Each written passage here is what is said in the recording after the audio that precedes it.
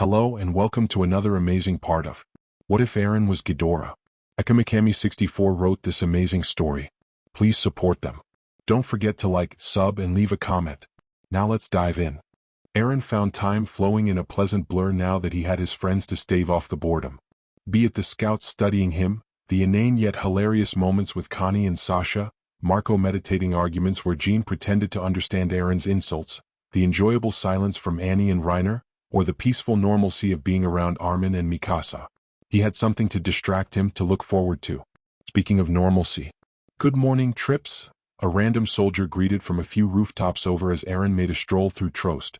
Einz grunted while Zwei nodded and Dre chirped back a warm reply. The soldiers had grown increasingly accustomed to his presence. They were almost at ease when he passed them by in the streets, but not completely. Not that he blamed them, his tail still nipped buildings sometimes. He looked up to the walls, noting that it would be some time before the sun rose high enough to shine into the city. What do you think he's looking at? Marco asked idly, watching Eren stroll about, the three heads appearing to be scrutinizing the most random of things before moving on. Anything to pass the time, Jean mused, munching on a piece of bread he had brought along from breakfast. It was a bit stale but not that bad. All he can do now really is walk around and have us guess what he's trying to say. Blockhead or not, anyone would be bored in his state. Marco silently agreed with that assessment, even if he felt like Eren was actively looking for something specific instead of just trying to kill time. A frown reached his face as he looked upward. Hey Jean? Have you thought about what you're going to do once this is all settled? Jean questioned wordlessly. I mean, are you still planning on joining the military police? Marco asked curiously. What do you mean? Of course I am. Why wouldn't I? Jean retorted, letting that hang in the air before groaning heavily. Is what I'd like to say. Marco looked to him in surprise, silently waiting for more of an answer. I earned that spot among the top and I survived Trost. I should just head off to the interior and never look back, Jean muttered, rubbing his forehead. But I'm not sure that's even an option anymore. What do you mean? Marco asked with a furrowed brow. I'd like to just blame it on our golden friend here. After all, they might draft us all into some group form to help deal with him regularly, Jean started before clicking his tongue in self-annoyance. But honestly, after everything that happened, I don't know if I can just run off to the interior anymore. Run off? Marco asked with a frown. Don't kid yourself, Marco, that's what I was always trying to do before. You're going because you really want to believe in it? That's a better reason than me, Jean stated with a frown. I don't know what I'll do, not until I've seen how this plays out. And where did the blockhead go? Jean asked, eyes wide as he realized Eren had disappeared. Something as big as a titan shouldn't just vanish. Well, not without being dead, but that wasn't the point. Jean? Marco said cautiously, his smile a bit awkward now. Jean deadpanned at the expression, feeling a very soft current on the back of his neck. A very soft, very warm current. He's right behind me, isn't he? Jean predicted, getting a slow nod. With a deep breath, he turned and managed to barely keep from jumping out of his skin when he saw the three heads peering at him. Damn it. Why the hell are you so sneaky? Jean swore in annoyance. I think you just adjusted to the ground shaking a little bit, Marco supplied idly, watching the giant curiously. Jean was about to snap at Marco before he realized the way Eren was looking at him. The middle one was on edge, eyes twitching off to the side, while Eren's right one appeared to be in a mood more sour than annoyed, and the left one was looking over to the side constantly. What's wrong? What is it? Jean asked with a frown. Eren gave a quick squall before jerking his heads to the side, leading them on. What's gotten into him? Marco asked in concern. I don't think it's him we need to worry about, Jean said with an uneasy feeling in his gut, jumping off the roof to follow after Eren with his gear. It wasn't a long trip, just a block over. Jean realized that whatever Eren saw, he must have spotted it from his previous spot. But Jean knew they had arrived when Eren stopped at a corner and stared at something down a street while waiting on Jean. As he got closer, he heard something, crying. Someone was crying. Oh geez, what now? Jean said under his breath as he landed on a roof on the opposite side of the street and got a good view. His blood ran cold at the sight. Sasha. Sasha was crying, a sobbing wreck as she sat and hugged her knees to her chest. And next to her was Connie. Connie wasn't moving. He was laying limp on the roof. Connie? Jean yelled as he shot over to the building. Jean? Sasha whispered as she looked up, seeing him land beside them. Sasha? What happened?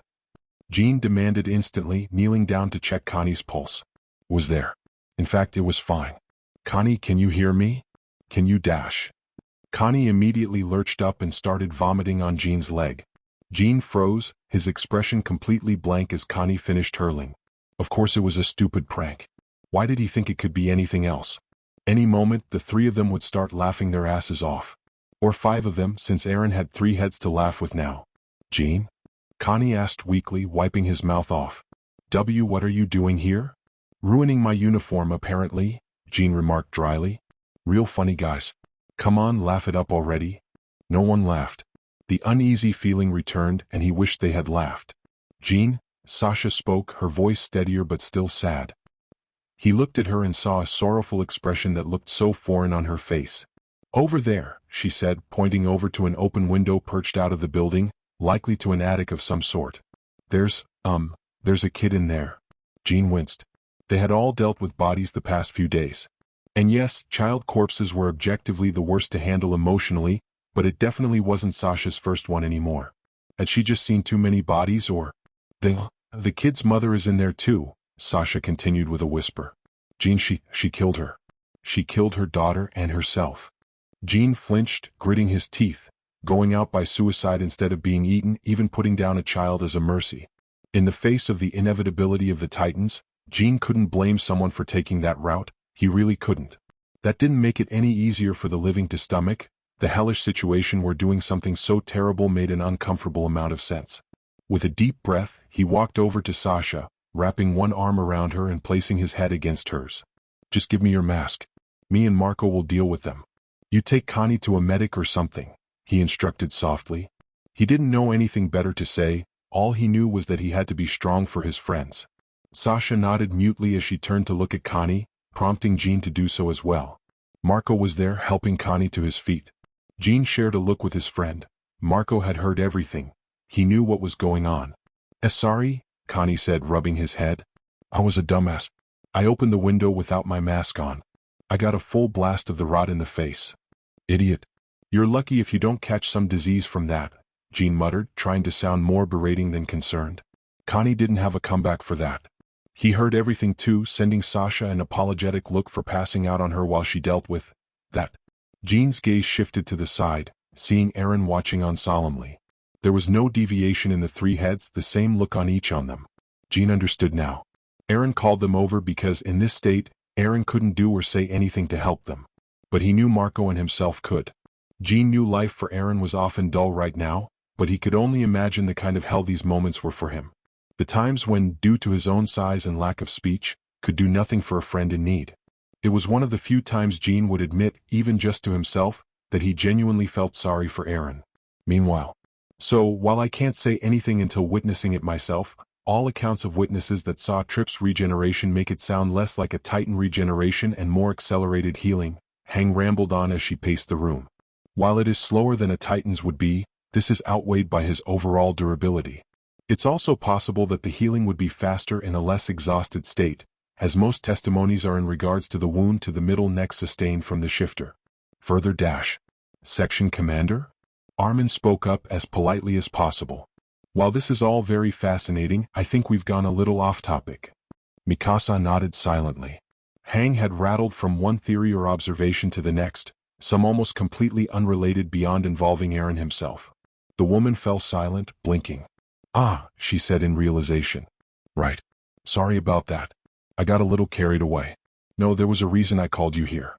It's about one of my theories, just not one I mentioned yet. And it's mostly about Eren himself. You mean how he became this? Mikasa asked in interest. Oh no, we are still completely in the blind on that one, Hang explained, sounding way too cheerful to be giving that answer. No, this is more to do with personalities. Tell me, you've noticed how his heads all act different from one another? You mean how Eren argues with himself, ma'am? Mikasa asked bluntly. Armin winced but nodded despite the questionable wording. Well, yes, Hang agreed with a shrug, somewhat happy for the bluntness. You see, it's been bugging me. He is one person with 3 heads. Most of the time, the heads all appear to be in sync, in agreement, but other times it's like each is its own person. The only explanation that makes sense is, well, hard to explain without making Eren sound crazy, she stated cautiously. The fact that Hang was the one using the word crazy made it all the more clear how strange this whole situation was. I think I know where you're going with this, ma'am, Armin cut in cautiously. You think Eren's personality is somehow divided among the three heads? It would explain the internal conflict. The one on his left appears to be the one most concerned for humans and almost affectionate to some, as you've confirmed it was the one to return your scarf, Mikasa, Hang stated with a nod to the red garment. And the right one is, well, the angry one, Mikasa supplied knowingly. Eren had a lot of that at times. Yes, well, that makes sense as all three heads have shown aggressive personalities at times, Hang agreed with a shrug. The middle one is up for debate, but it seems to be the intelligence, the one guiding the other two. Armin didn't react to that but did admit that he was curious. Eren was a passionate person that often thought with his emotions first, be they negative or positive. He couldn't help wondering just what that version of Eren was like, his intelligence thinking while unclouded by rage or other intense emotions. He wasn't sure he liked the idea, to be honest, and was therefore glad that Eren's other aspects were in the other two heads at least. Eren's current mental state was strange to think about, really, many being as one. Thankfully again, the heads are often synced as just Eren, but I am mildly concerned but intensely curious if Eren retakes human form, and the effect it will have on his mind, Hang mused. Mikasa frowned at the use of if from Hang but didn't speak up. Why are you bringing this up, ma'am? If you don't mind me asking? Armin asked curiously. You two are the ones closest to him, Hang explained. And we have no idea when he might change back if he can. It might be in an hour, it might be in a year. But when it happens, we don't know the mental state he's going to be in. You want us to spy on Eren to see if he's going insane after he changes back, Mikasa stated coldly. I want you to help us make sure he is okay, Hang corrected simply. I'm sure that's what we all want here. So I suppose you were just checking his temperature through the other end then? Mikasa retorted coldly. Can't you let that go? I've already been banned from being around the beautiful bastard without someone else present, Hang protested with a pout. Mikasa did not look amused. Armin glanced between the two women awkwardly. Mikasa had taken a certain dislike to Hang since meeting her, and it was somewhat obvious why, if not a bit ridiculous. Ma'am, all this talk about the future? Armin said meaningfully. Does that mean the higher-ups have decided Eren is still an ally of humanity? Not officially, but it's a formality at this point, Hang explained idly. Pragmatically speaking, Eren is too valuable to attempt to eliminate. And we're not sure how to attempt such a thing at this time. Realistically, it's more of a risk to even try. Mikasa scowled in confusion. What do you mean? Hang sighed. If Eren went berserk, he could unblock the breach or even destroy the gate into Wall Rose, letting the Titans through. I don't think he would, but we're not about to start poking him in the eye and hope he doesn't bite. It was a very disturbing image. And Armin had to admit, he had imagined that possibility before he knew it was Eren inside that creature's mind. Mikasa, however, you're saying this, but I've heard you talking about ripping his scales off, Mikasa pointed out neutrally. That is for scientific purposes. And I have his consent anyway. Hang insisted before coughing into her hand. You know, as long as I warn him this time. Mikasa's fingers drummed on the blade carrier of her ODM gear. Armin wanted to calm her but was morbidly curious if Hang knew how half the stuff she said sounded like. Anyway, yes, your friend is safe with all the testimony to his benevolence, shall we say, Hang continued on with a wave of her hand. The only things to iron out is whose jurisdiction he falls under, what to do in terms of housing him, and other such details. Mikasa noticeably relaxed and showed Hang the first look of appreciation since they had met days ago. Armin too had a small smile at that assurance. Would it be too much to ask to be kept in the loop on that, ma'am? Armin asked hopefully. Hang smiled with a chuckle. Oh, don't worry. I'm sure everyone will agree that you two at a minimum need to be kept around him. Later. Okay, because Connie was a dumbass, we need to switch up the groups for today so Sasha isn't by herself, Jean stated to an impromptu meeting between their little group. She could just skip her shift and we can split the difference between the next two, right? Reiner suggested thoughtfully. Sasha doesn't want to be by herself, Jean repeated awkwardly, getting some looks of understanding. So, who goes with whom? I'll keep an eye on Sasha, Mikasa stated after a moment, looking to Annie and Reiner. Do either of you want to cover with Armin? Annie tried not to tense. It was a small group, there weren't a lot of others to ask. There wasn't any reason to think they suspected them yet. It's fine. I don't mind being alone with him for the NI dash. Armin stopped mid-sentence. I just realized what that would have sounded like. I bet you did, Reiner said with a chuckle. Annie, you up? I could use some time to catch up with Bert. Annie looked to Reiner for a moment and resisted the urge to ball her fist. She wasn't talking to the warrior that insisted they continue this mission. She was talking to the soldier that forgot whose side he was on. Sure, she accepted idly. Makes no difference to me. Except it did, it made a big difference. She knew something was happening and soon. Someone was coming. She didn't know who, but her snooping around made that clear. They were probably running out of time to do anything about Emer before the islanders made up their minds of what to do with her. Kill her and the jaw was lost, don't, and she'd be all the harder to find if they took her from here. And that's if she wasn't cooperating. If she was, or if she started to, that was another kettle of fish. But she was confident now that her cover wasn't blown after a couple nights of sneaking away from her shift while Eren slept. If there had ever been a time to try and capture them, it would have been at that moment when all three of them were separated. Sorry for the inconvenience, Armin said with a sheepish smile. It's fine, Annie assured. And honestly it would be. A shift with Armin wouldn't be horrible if said shift wasn't supposed to be her window to go snooping. Armin was far too observant to let her get away with any excuse that she could conjure up. And if Armin began to suspect her, she'd have to. The loud hissing of a familiar giant reptile drew their attention elsewhere. The hell is he up to now? Jean muttered. Without another word, the group made a small run down the street, finding Eren in an open area, staring down in frustration at a lot of debris from a house scattered everywhere. Everything okay, Scales? Reiner called over. Eren glanced to them, looking thoroughly annoyed and mentally tired. Armin glanced around, almost expecting Hang to be nearby, but the madwoman was utterly absent from the scene. Mikasa suddenly took off on her ODM gear, propelling her up to a roof behind Eren. Armin, you might want to come look at this. Mikasa called down with a scowl. Armin and Jean shared a look behind, ascending as well, Annie and Reiner following after. They reached the perch and found what Eren was so annoyed with. Did he try to spell his name out of junk? Jean murmured, seeing the wooden beams and such vaguely made the letters E and R, but the beam that made up the back of the R was half broken and bent. All around were more pieces of debris that Eren had tried and failed to manipulate with his heads. Not being able to talk must be getting to him, Annie observed. Armin and I can guess his meaning and intentions most of the time, Mikasa said with a concerned look, seeing Eren glaring down at his failed project with all three heads. But that only goes so far. With a snarl, Eren walked forward, stepping on and over the makeshift letters, hitting them with his tails. You think it'd be too tedious just to have some soldiers hold a sign of each letter and let him point to them and spell it out? Jean suggested in a grumble. We might have to try at this rate, Armin said with a headshake, turning to the others. Annie, you mind if we take our shift now so Mikasa and Sasha have the first night watch? Annie shrugged nonchalantly. Might as well. Good luck, Jean said as the rest of them began to depart, Mikasa being the last to leave. So, has Mikasa tried to take a nap on him yet? Annie asked, curious but utterly serious in her question. Yeah, once, Armin answered with a small smile. She kept sliding off the back though. She'll probably try the snout next.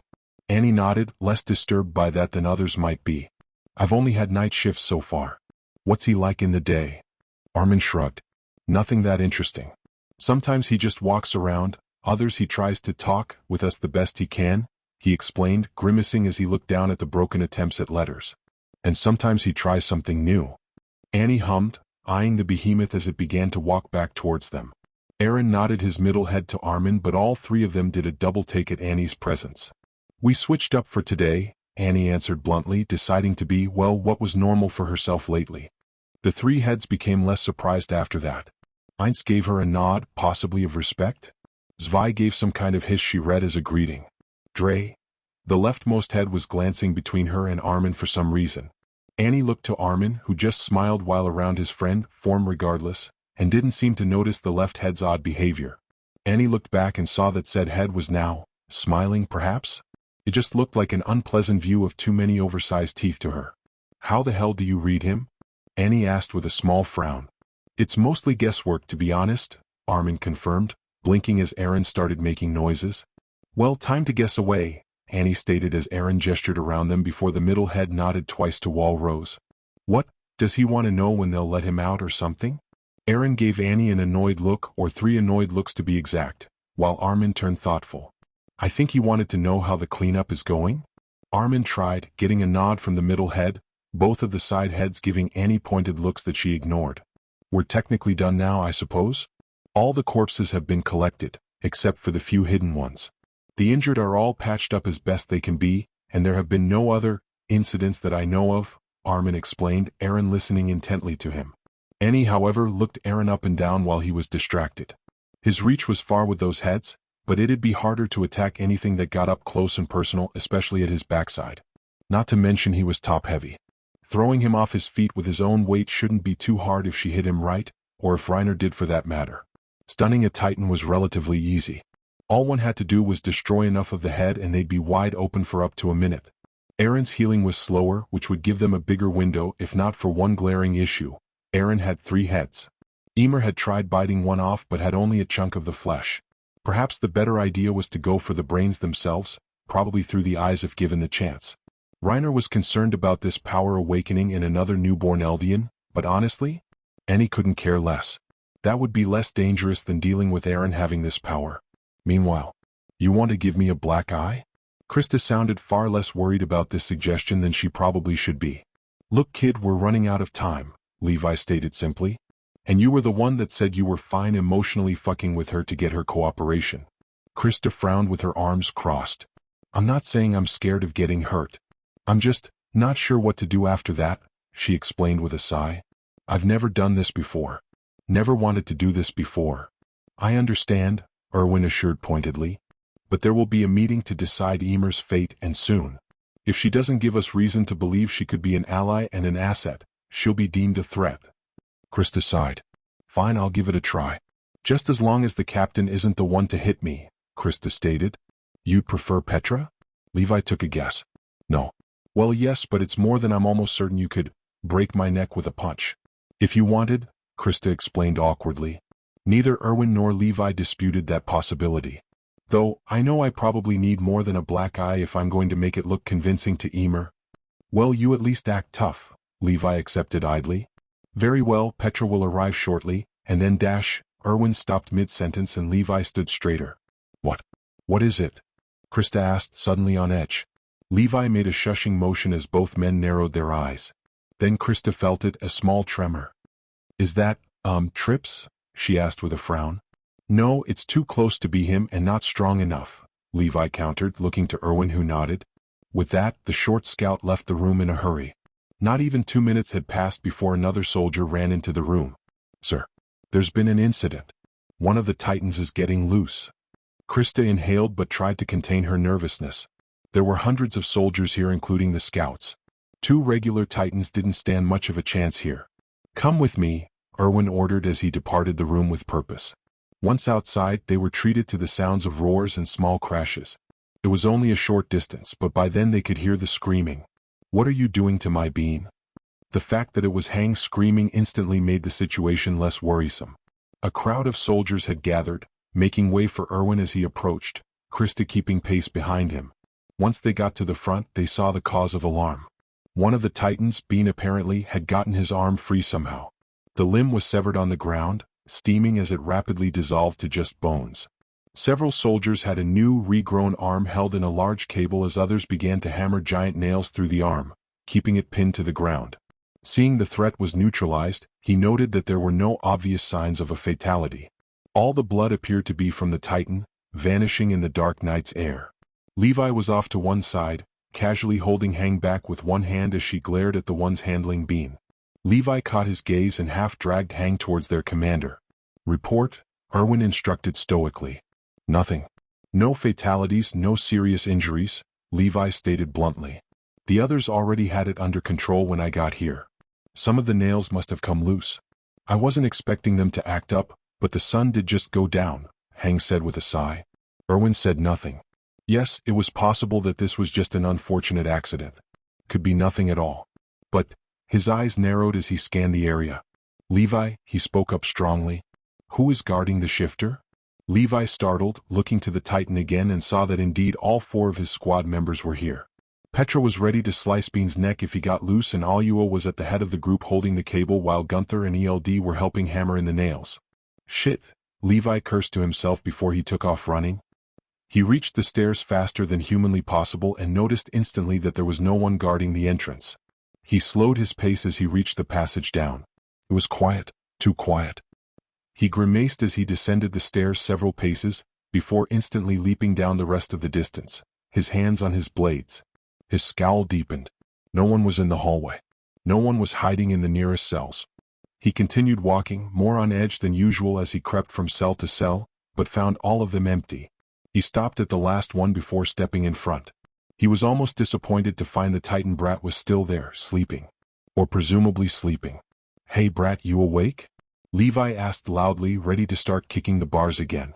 Emer groaned as she sat up. "Well, I am now," she answered with a grumble. "Where's Krista Shrimp?" "Enjoying some time away from you," Levi said bluntly. "Well, get her back here, will ya?" Emer said with a sigh.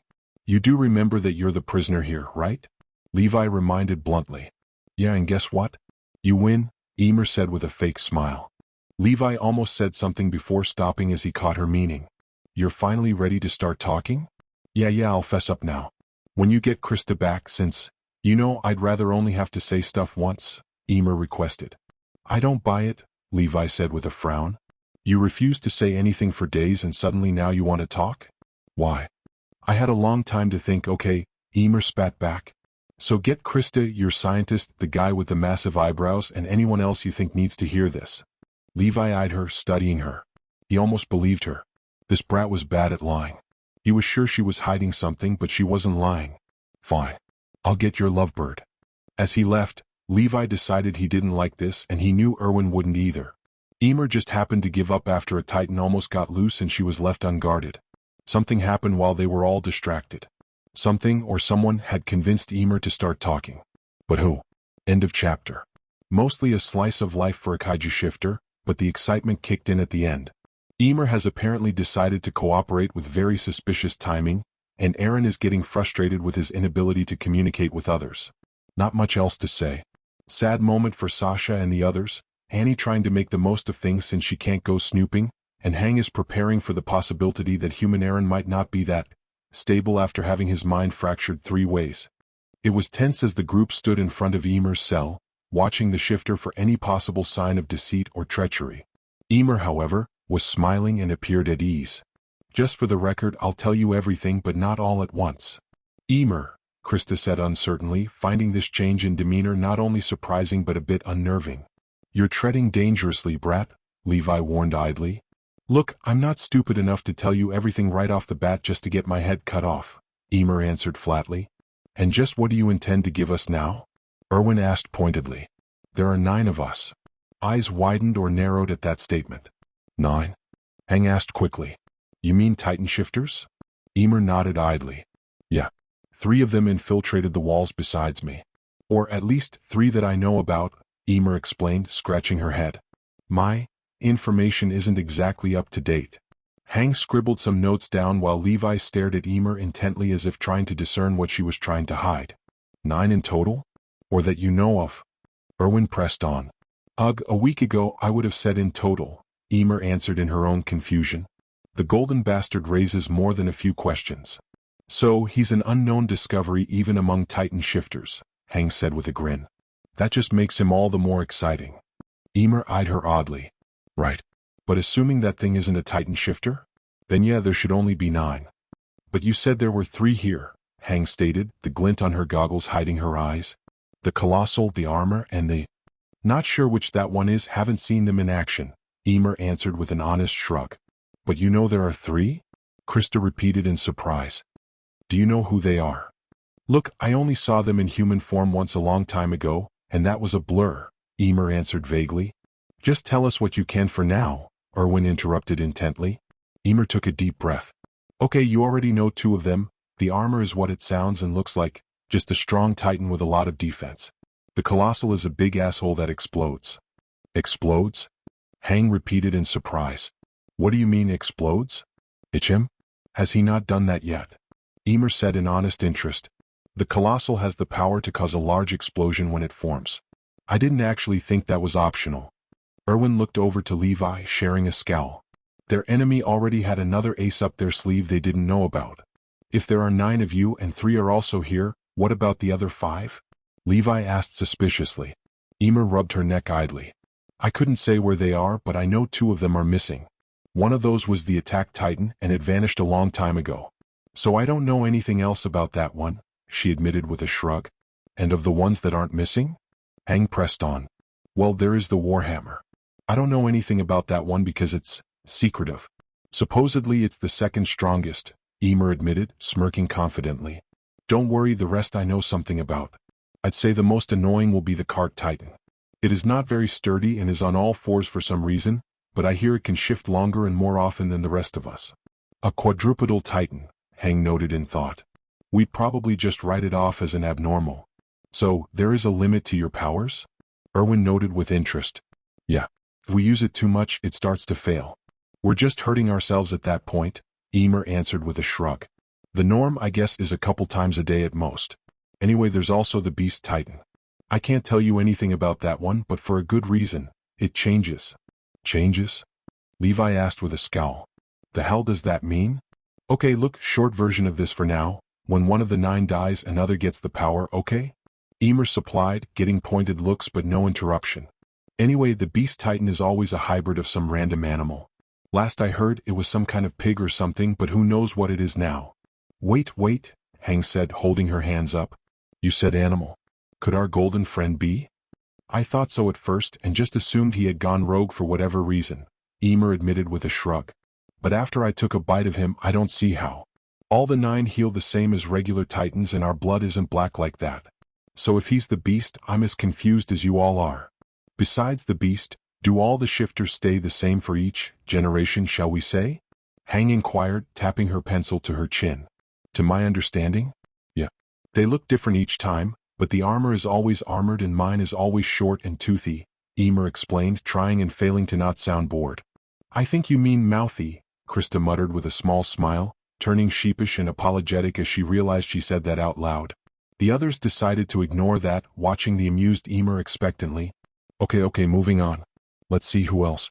Colossal, armor, attack, cart, beast, war. Emer listed off to herself. Oh right, the female titan? Everyone looked somewhat surprised by that. Yeah, I know it's weird. It's the only titan that always looks like a woman, boobs and all.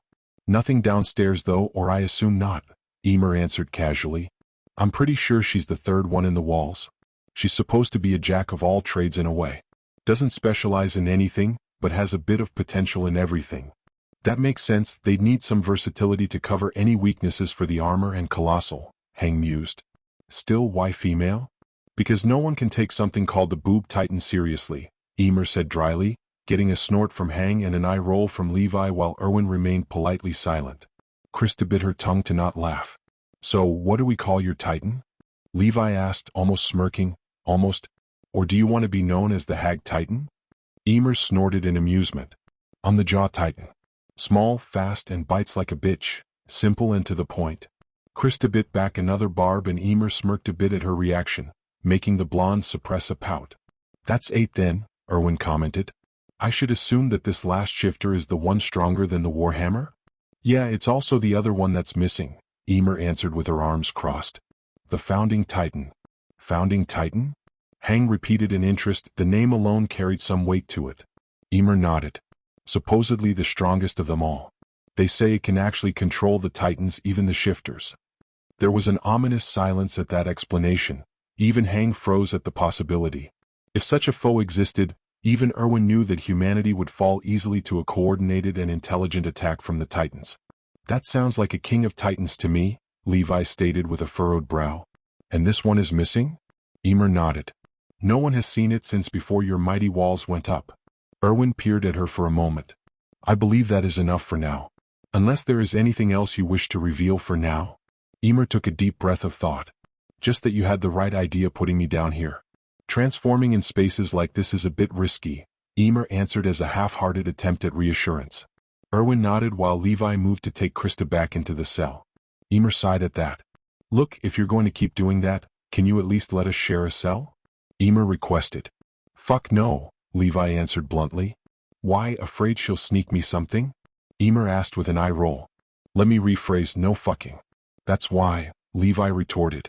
Krista turned red while Emer sputtered for a moment, causing Hang to chuckle. Sorry, but conjugal visits are off the table for now. Emer groaned. You perverted old bats. We weren't going to do anything. she muttered while Krista refused to speak. Said every brat ever, Levi said under his breath. That's enough you two, Erwin said with soft neutrality, almost looking apologetic to the two young girls for just a moment. Emer waited until the footsteps faded as the trio left the basement, to her relief. Finally, that's over with, she remarked, leaning back. Can you believe the nerve of those two? Silence was her only answer. You all right, Krista?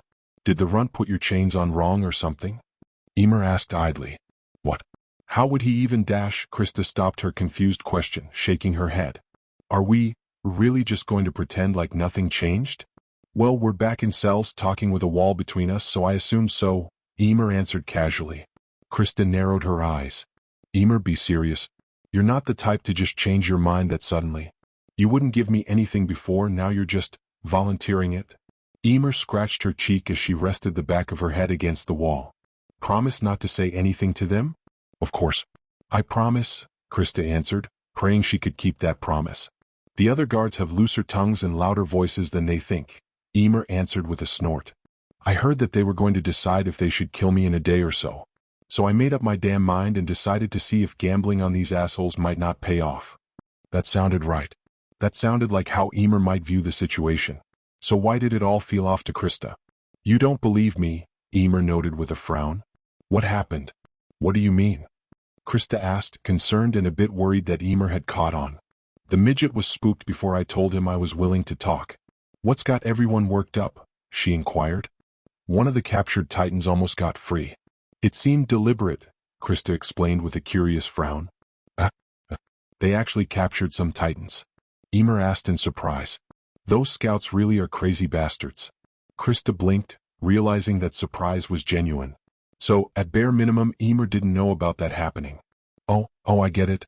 They think it can't be a coincidence that I gave up right after that happened, Emer deduced with a sigh. Well, that explains a lot. I mean, it does seem a bit too weird to happen at the same time, Krista agreed idly. But if it's not related, why would anyone try something like that? Could be the other shifters, Emer answered with a shrug. Krista stiffened in alarm. You think they're here? Well, yeah. If the colossal titan was here, I'm assuming the other two were nearby too. And I doubt they left with everything going on in Trost, Emer reasoned. But what could they want on this side of the wall? Krista asked herself in confusion. Emer hummed and thought. They probably tried to kill the titan so you can't learn more about them. That or they're just looking for me. You? Krista repeated in interest. Why would they be after you? Emer took a breath. I'm guessing to kill me. Or make sure I'm not talking at least. Is that why you didn't want to say anything before? Krista asked softly. Part of it, yeah, Emer answered honestly. So, when can I start calling you Historia? How about after we're sure you don't have to worry about being executed? Krista retorted with a smirk. Hey Emer? Do you really not have a last name? Emer blinked before looking up. Yeah, no, never really needed one. Why? Well, after all those jokes about marrying me, I was wondering whose last name we'd be using, Krista remarked coolly. Emer nearly choked on her own breath. Sweet shit, how long have you been hiding this snarky side of yours? Every day since we met, Krista answered with a chuckle. I have a lot of jokes of my own saved up for you, Miss Jaws. Emer couldn't help but grin at the prospect. What have I unleashed and why didn't I do it sooner? Meanwhile, well, she's full of shit, but is she lying? Levi mused to hang in Erwin.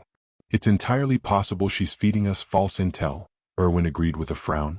But if not, then she might be the edge we need to not be caught off guard by more shifters. She didn't give us a lot, but it's more than we'd ever learn on our own, Hang noted, scowling at the two men. So, I'm not the best at reading humans, but you both noticed what she didn't answer, right? Levi crossed his arms with a troubled look in his eyes, Erwin nodding. She knows exactly who the three are, but doesn't want to reveal who. Silence reigned over them as they considered what that implied. If she's working against us, she is doing a piss-poor job of hiding it, Levi remarked idly. Bad liar or not, it should have been easier to just say she had no idea who they were, instead of that weak-ass dismissal. But if she's not working against us, why not tell us? Aang mused. Unless, for some reason, telling us would be to our detriment right now? I believe she already gave us an answer. Her own survival, Erwin remarked with a firm look in his eye. If the shifters discover she's with us and we fail to deal with them in one blow, she will be their first target and Trips their second. So the brat isn't afraid of us but them, Levi summarized. So, in other words, we're never going to get much of anywhere while she's between a rock and a hard place. But how do we do that? Hang inquired. I mean, we can keep on threatening the girl, but I don't think she'll buy that much longer. Wouldn't help anyway, Levi opined. She'd snatch her and run off the moment she got the chance if we turned her into a full-blown hostage. We'll deal with that after the meeting is over and her fate decided, Erwin said. For now, I'll go and relay what we've learned with Commander Pixis. For now, continue as normal. Right, Levi said as Hang nodded, both of them making their leave. Erwin cupped his chin as they left, letting his mind wander. His gut told him that Ymir's cooperation was genuine, even if conditional. He'd make plans if he was wrong, of course, but assuming he was right, that left some troubling implications. Namely, the 9. There being more Titan shifters was not the issue, it was Ymir's phrasing of certain ones and her vagueness on other details. The Warhammer was secretive about its abilities. If it was reclusive, that just meant it stayed on its own, but secretive? That implied that it had other beings to keep its powers a secret from. And for the second strongest Titan, keeping itself secret from the other 8 seemed a tad unlikely. So, outside the walls there were more than just shifters. If he had that information not too long ago, he'd speculate that the other beings might be other giant creatures like Eren. But Eren was a human from inside the walls, who, somehow, got the ability to turn into a giant creature that was similar yet distinctly different from a Titan. Which leads to what Ymir said about the 9. When one dies, it gets passed on. The question was, how and who? Another Titan, obviously, but how did that power pass to them? Was it something physical, something that had to be digested? That could explain why Titans ate humans. Perhaps Titans instinctively sought out the 9 to gain their power, and mistook humans for shifters in human form? It was possible. It plugged up a few holes in the puzzle but left others. Finally, the 2 missing Titans. Why were they missing? Missing from where? Erwin didn't know the full size of the outside world, but he knew it was massive. How did the 9 even keep track of each other, and how did one become considered missing among them? More importantly, the one Titan that could control the Titans was missing, and had been since before the walls went up. Everything about the way Ymir phrased that implied one thing to Erwin. And the implications were troubling, but it explained why Ymir was so hesitant to help them. The founding Titan was in the walls already. No, rather, it had always been here. And Ymir was understandably afraid of facing the ire of the ruler of the Titans. But if that was true, that means one thing, that the extinction of the human race wasn't the founding Titan's goal. It could have destroyed them ages ago if it was as powerful as Ymir implied. Even just a little coordination with the Titans would have made any and all expeditions impossible, leading to the absolute death of the Survey Corps. This only raised more questions, especially the goal of breaching the walls by the enemy shifters. Could this entire threat to their people be nothing more than a war amongst the shifters, with humanity in the crosshairs? The more he learned, the more Erwin realized how little he truly knew. And the more he was determined to learn the truth of this world one day. Meanwhile, Sasha had many terrible experiences since joining the military. The days without meat, with barely any food, had been terrible. Granted, she supposedly brought that on herself for being Potato Girl, as some still called her. She loved meat, did they keep calling her a potato? Of course. Those were the times she could laugh and fake cry about. They were the terrible times she looked back on fondly, with the great times she had with her fellow cadets. Trost had truly horrible memories here. The fighting hadn't been the worst of it. She barely remembered that in some ways, the rush of battle making her memories a blur. It was the time after that made it all so horrible. The moments when she realized so many of her friends and comrades were gone, eaten alive and dead. It started in little ways. Wondering how Mina was doing or where Thomas was. Then it hit her again, they were dead. That was the peculiar thing about death. Realizing you'd never see or speak to someone again, that they were gone and never coming back. It was a part of life, she knew that. She grew up around a hunting community, she knew that one wrong move could leave you in a grave. But there was just something horribly cruel about this. Dying in droves to Titans, picking up the dead corpses. Finding the people who committed suicide out of fear of being eaten. She pushed away the image of the woman and child from her head and refocused on the task at hand. Or lack of one, to be exact. Still, there had been something calming about watching Eren sleeping, but his massive golden form was hardly visible in the darkness of night now. She could only make out an outline from where she sat, a bench in front of some stall that had been set up before everything went to hell. She could still hear him though, his breathing. It was hard to ignore at first because, well, Eren snored. According to Mikasa, he always had. but it was soothing, like a constant rumbling, a persistent gust of wind rattling a roof. It was kind of strange if she listened hard enough though. Eren had 3 heads, but she swore she could only hear 2 of them snoring. They were in sync though, so it just sounded like one most of the time. Sasha groaned, rubbing her head. That was even more confusing than it needed to be. Why did smart people like thinking so hard all the time if it just leads to circling headaches? Here. Sasha looked up in surprise, seeing Mikasa holding out a piece of bread. Instantly her hands were wrapped around it, before she looked up at Mikasa reverently. "Thank you," she said, taking the food gratefully. Food always helped clear things up. "Mikasa, has anyone ever told you you're a goddess?" "That's Krista," Mikasa responded calmly as she took a seat next to Sasha. "You can go to sleep. I'm fine watching him." Sasha smiled gratefully at the stoic female. "You know, everyone says stuff about how you think only about Eren," Sasha remarked softly. "But then you do stuff like this and I know they're idiots." Mikasa frowned minutely. Ever since Wall Maria fell, Eren and Armin had been the most important people in her life. The entire reason she was here in the army was to help them stay alive. She never intended or expected to become close to any of their fellow trainees in the training corps. But somewhere along the way she had come to appreciate some of them. Sasha was one of them. Choosing between Armin and Eren was a non-question. She'd save both of them however she had to. She would never forgive herself for abandoning either of them, and she knew they'd despise the idea of living at the expense of the other. But if she had to choose between saving Sasha against saving Armin or Eren, that was a question she didn't want to answer. "Hey Mikasa? Is it weird him being like this?" Sasha asked curiously. "Because you took it a lot better than everyone, even Armin?" Mikasa hummed, staring out into the darkness where Eren slept. "I don't understand it at all," Mikasa admitted plainly. "I just really don't care. He came back. That's all that's important. Everything else we can figure out eventually." Sasha wondered, did Mikasa know how she looked right now with that soft smile on her face, one hand on her scarf? "Yeah, but he's got 3 heads, Sasha reminded idly. "That is hard to get used to," Mikasa admitted. "I never know where I'm supposed to stare at or which I'm talking to," Sasha said with an exhausted look. "Or what he's saying. Me and Connie spent the whole day trying to guess what he was trying to say. Did you ever figure it out?" Mikasa questioned idly. "Jean figured it out for us," Sasha answered with an embarrassed look. "He was trying to tell us that Connie's pants ripped open." Mikasa chose not to comment on that statement. "What are you going to do whenever he figures out how to turn back?" Sasha asked thoughtfully. Mikasa blinked, not sure how to answer that. The happy relief of Eren being alive was enough for her to ignore anything else about the situation most of the time.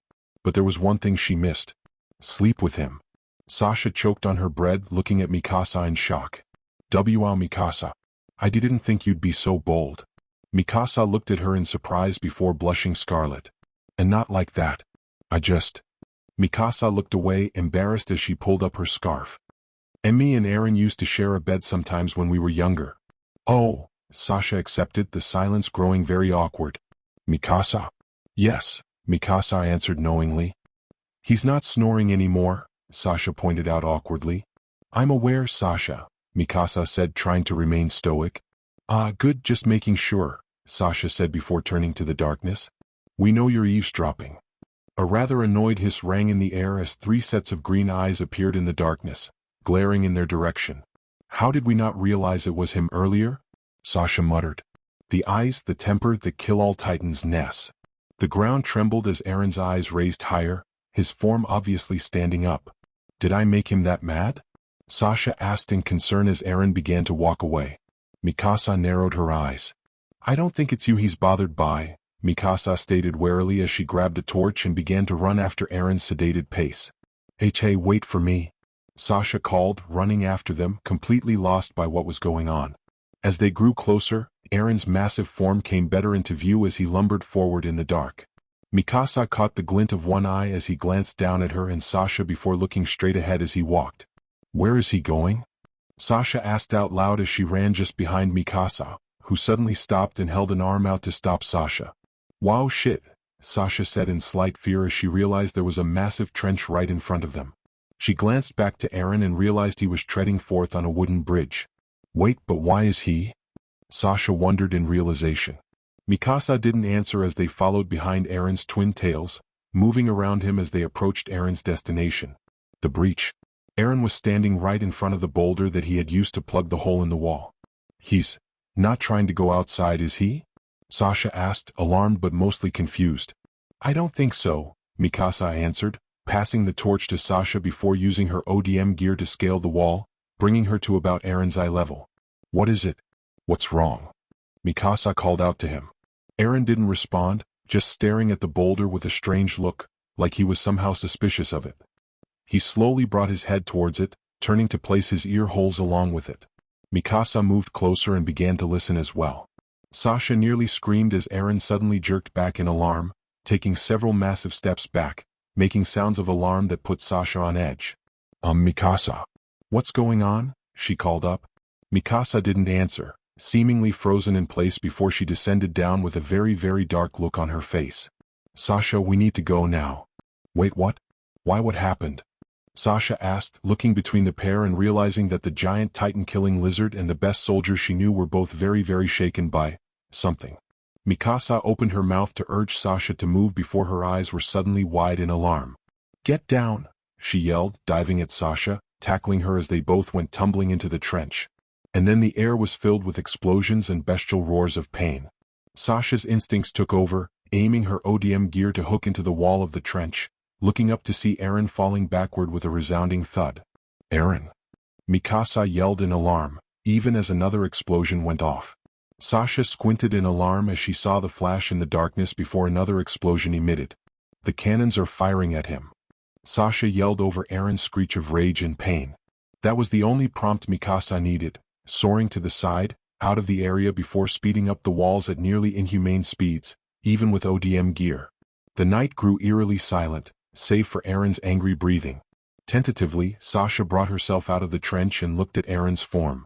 She stiffened as she saw Eren lying on his stomach, 2 craters on his body from where the cannonballs had made their mark. It didn't look too terrible to Sasha, almost like a really nasty scab. It was the other one that drew her alarm. Eren's leftmost head was laying limp on the ground, one of its horns blasted off, the scales and flesh blown away to reveal some of the skull. The other 2 heads were looking at the wounded third, looking understandably pained and more than a little furious. Eren? You okay? Sasha asked, swallowing thickly. Yes, this was a very aggressive, very wounded creature, and every instinct said she should probably stay away from him, but it was still Eren. The third head groaned, looking at her with a weak look of relief. Sasha blinked as she realized the wounded head was actually smiling at her, albeit smiling through the pain. He was happy she was alive. He grunted as the strange orange substance began to form on his wounds. It was only now as they started to heal that Sasha realized that though bone had been revealed, the skull itself didn't have a dent in it, not even a chip from the explosion. You really do have a hard head now, eh? Sasha weakly joked. The right head just glared at her while the left one grunted in amusement. The middle one snorted, grabbing her attention before nodding up to the wall. Yeah, I'll go make sure Mikasa hasn't killed anyone, Sasha said, meaning it as a joke, but realizing just how possible that might be by the end. End of chapter. So, yeah. Ymir revealed some things. Mikasa and Sasha had a heart-to-heart, and some Idoid shot a cannon at Erendera. Yeah, they are lucky he doesn't have gravity beams yet. Heinz probably would have vaporized someone. But yeah, a lot of weird and interesting things going on as canon become more and more a distant memory. Anyway, hope you all enjoyed this. Out of my way. Hang looked like she could rip through ultra-hard steel as she forced her way past the soldiers, gathered some distance from the giant golden body. She rushed up and skidded to a stop in front of the resting form of their resident Titan killer. Resting and recently injured. Oh, Trips, you poor thing. What have those barbarians done to you? Hang said with an incredibly distraught look as she approached the head that was lying down. The brow was stained with black blood and one of its horns was still missing. And it was the sweetheart too. Dre groaned in his throat, an attempt at pained amusement, while Heinz didn't even give her a glance as he was clearly glaring at the cannons atop of the wall. Zwei glanced to her, though, before staring off to the side with a neutral, guarded look. She blinked before following his gaze and for the first time, noticed the large horn fragment that lay off to the side. Unlike Sasha, she immediately noticed that the horn appeared to be devoid of any fragments from the skull. That was good, great even. It meant nothing really important was damaged. And Hang would take great delight in studying that piece of Eren later. Right now they had a situation to resolve. And for that, she needed to understand the situation. Ma'am? Hang turned to see Mikasa standing before her, and for once, they seemed to be entirely on the same page. What happened and who needs to die? Hang asked, dark and serious in her tone. Mikasa was not bothered by it, for her look was at least as wrathful as Hank's, if not more. There was an incident where 2 of the cannons open-fired on E-trips, Mikasa answered flatly. And they nearly caught me and Cadet Blouse in the attempt. Hang balled her fist, giving Mikasa her utmost attention. Tell me exactly what happened. Both of them noticed the 3 heads focusing on them, Dre tilting himself to eye them better while Ainz leaned in impatiently and Zwei merely watching on. They noticed but didn't react for the moment. After all, it was only right Eren knew what happened. Flashback. Mikasa hadn't killed anyone. Let me go. Let me go, we have to stop it. Hold him down. But only because she wasn't the first on the scene, apparently. A hysterical soldier was struggling against his comrades as he tried to get to the cannon. Don't just stand there. Reload, you idiots, he screeched out desperately. 2 members of the cannon crew looked uncertain, another one having drawn his blades and pointed them at the soldiers. Don't you idiots dare. I don't care if I have to cut off your hands, I'm not letting you try to kill that thing. He yelled with his own look of fear and rage, making them flinch in uncertainty. It's trying to let the Titans in, the man being held down screamed out. We have to stop it before it moves the boulder. Why would it do that? The blade wielder countered. It saved Trost, it fucked over that skin changer of a Titan. You think it's a friend? A pet? That thing doesn't care about us. It's just another monster and it'll turn on us the mo-. Everyone went silent as Mikasa suddenly leaped forward, her blades glinting in the light of the torches as she slashed. No, the hysterical man whispered numbly, severing the firing wire, rendering the cannon unable to fire without a replacement. What is going on? Why were my comrades and I nearly hit by cannon fire? Mikasa demanded sternly. Who is in charge here? You've doomed us, the man said on the floor, holding his head, a distant look in his eyes. The captain here was in charge until a second ago when he lost it, one of the soldiers answered, frowning at Mikasa. A cadet? You're one of the soldiers assigned to keep an eye on the big guy down there? Yes, I am, Mikasa answered flatly, glaring down at the captain. I'd ask why, but I believe I heard enough. We'll be eaten. The walls will come down. I've failed us all, he muttered unresponsively. Ignore him. What happened down there? Is the big guy okay? The soldier asked with a frown. Yeah, he should be good. Everyone turned to see Sasha landing on the wall. Sasha? You mean he's? Mikasa asked in concern. Pissed off and a bit out of it, but it looks like he'll heal fine, Sasha assured Mikasa, sighing in relief. Thanks the walls, the soldier at the cannon said, lowering his own swords with a groan. Mikasa took a step closer to the first soldier, giving him a dangerous look. What happened? The soldier swallowed thickly, feeling like he was staring down a vicious animal and not a cadet. We saw the big guy coming to the boulder. The captain started getting antsy, but we couldn't make out what he was doing down there. When I refused to pull the trigger and the others wouldn't do it, he grabbed it before we could stop him, he explained, glancing at the other cannon several meters away. The other crew just fired when we did, they assumed we saw something. Mikasa understood that. She did. In a situation like this, when someone starts attacking something, their comrades generally join in on the assumption there is a good reason to be attacking. In the dark of night, of course they just followed the captain's lead. It didn't make her any calmer about the situation. He was trying to move the fucking boulder, the captain screamed out suddenly. Why else would he be there, touching it? Hey asshole, Sasha yelled. Did you think for a moment Trips thought it was coming loose? That he was worried about them getting in too? How would you know? You think you can understand that thing? The captain screamed. I don't care if you say it can understand us. That doesn't mean it's not a monster. And a flashback. They knocked him out not too long after that, sir, Mikasa explained solemnly as she repeated the story. This time to Erwin, Pixis, and her fellow cadets that were in the know. It seems that one of our soldiers cracked, Pixis said in an unusually severe tone. A captain to make matter worse. I'll be sure to verify his side of the story thoroughly, Hang stated coldly, disturbing some of the others. Erwin wasn't sure he had ever heard Hang quite so serious, in a murderous manner at least. But he's all right? Connie asked, glancing off the side of the wall to the shining golden mass not too far from them. Eren was no longer lying on the ground, merely standing off to the side. It was hard to tell, but he seemed tense. Especially the rightmost head, that one seemed like a coiled snake in some ways, on edge and preparing for another attack. The left head though, that one almost seemed depressed? Lethargic? Maybe he was just woozy. Connie knew he was horrible at this. He's not very responsive to our questions, but he did answer yes to being all right, Erwin stated, seeing that the cadets weren't that convinced. However, he is obviously upset about what happened. No kidding, Jean said with a snort. I'd be pissed too if my ally shot a cannon at me, he said, looking to Mikasa in concern. You sure you and Sasha didn't get hurt? Mikasa just nodded while Sasha rubbed her ear. My ear is ringing a bit from the explosion, but they said that should go away, Sasha answered honestly, mostly unbothered. So what do we do about this? Annie asked idly, wanting to move the conversation along. I feel like we weren't all called up here just for an update? Erwin nodded in agreement. Yes, you're correct. This group has been kept rather informal for the moment due to how uncertain the. We will be briefing all the soldiers soon, Pixis began reassuringly. And they will know that there is to be no attempt to attack the creature without approval from myself or Commander Erwin. And that if they have a concern, they should bring it to one of you.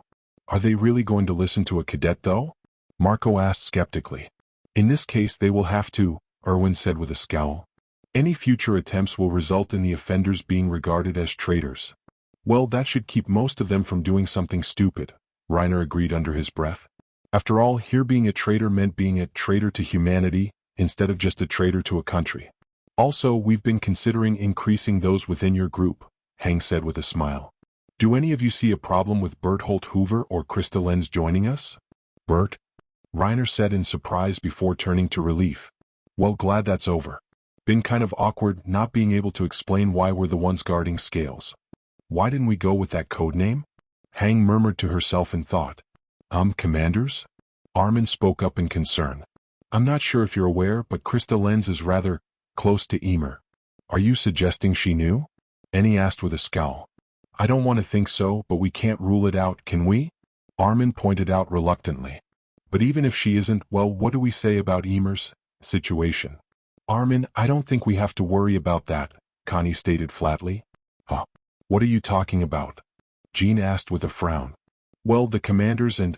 Sorry ma'am, I forget your rank, but they're smiling like they already knew that, Connie pointed out. Hang waved off the apology in amusement while Erwin gave a brief nod. Indeed, Cadet Springer. However, it is good to be cautious in times like this, so your concern is appreciated, Cadet Arlert, Erwin assured. Is there anything else? Pixis questioned, eyes scanning over each of them. No one spoke up, having no objections and clearly with minds preoccupied with recent events. Very well, you're all dismissed except for Ackerman, Erwin instructed. None of the cadets looked all that surprised. After all, Mikasa was the main one at the scene last night. Of course, this does leave a rather important question in the air unanswered, Pixis stated once the other cadets had left, leveling a look at Mikasa. Mikasa? I don't know how you feel about the commanders, but I think you know I trust him, Hang said, nodding down to Eren's form below. So I hope you know I'm asking this without doubting him. Why was he near the boulder to begin with? Mikasa had a dark look on her face as she met their gaze. Not angry so much as on edge. Eren woke up last night and approached the boulder. He placed his heads on it. Not to move it, more like he was listening for something. Something outside the wall, Mikasa explained. Erwin narrowed his gaze. Do you know what he heard? Mikasa nodded slowly. I used my gear to land on the wall to get closer to the boulder, Mikasa explained, pausing as if reliving something in her head. We could hear something outside in the breach. It didn't sound like a titan. It was strange, like something was gurgling and licking.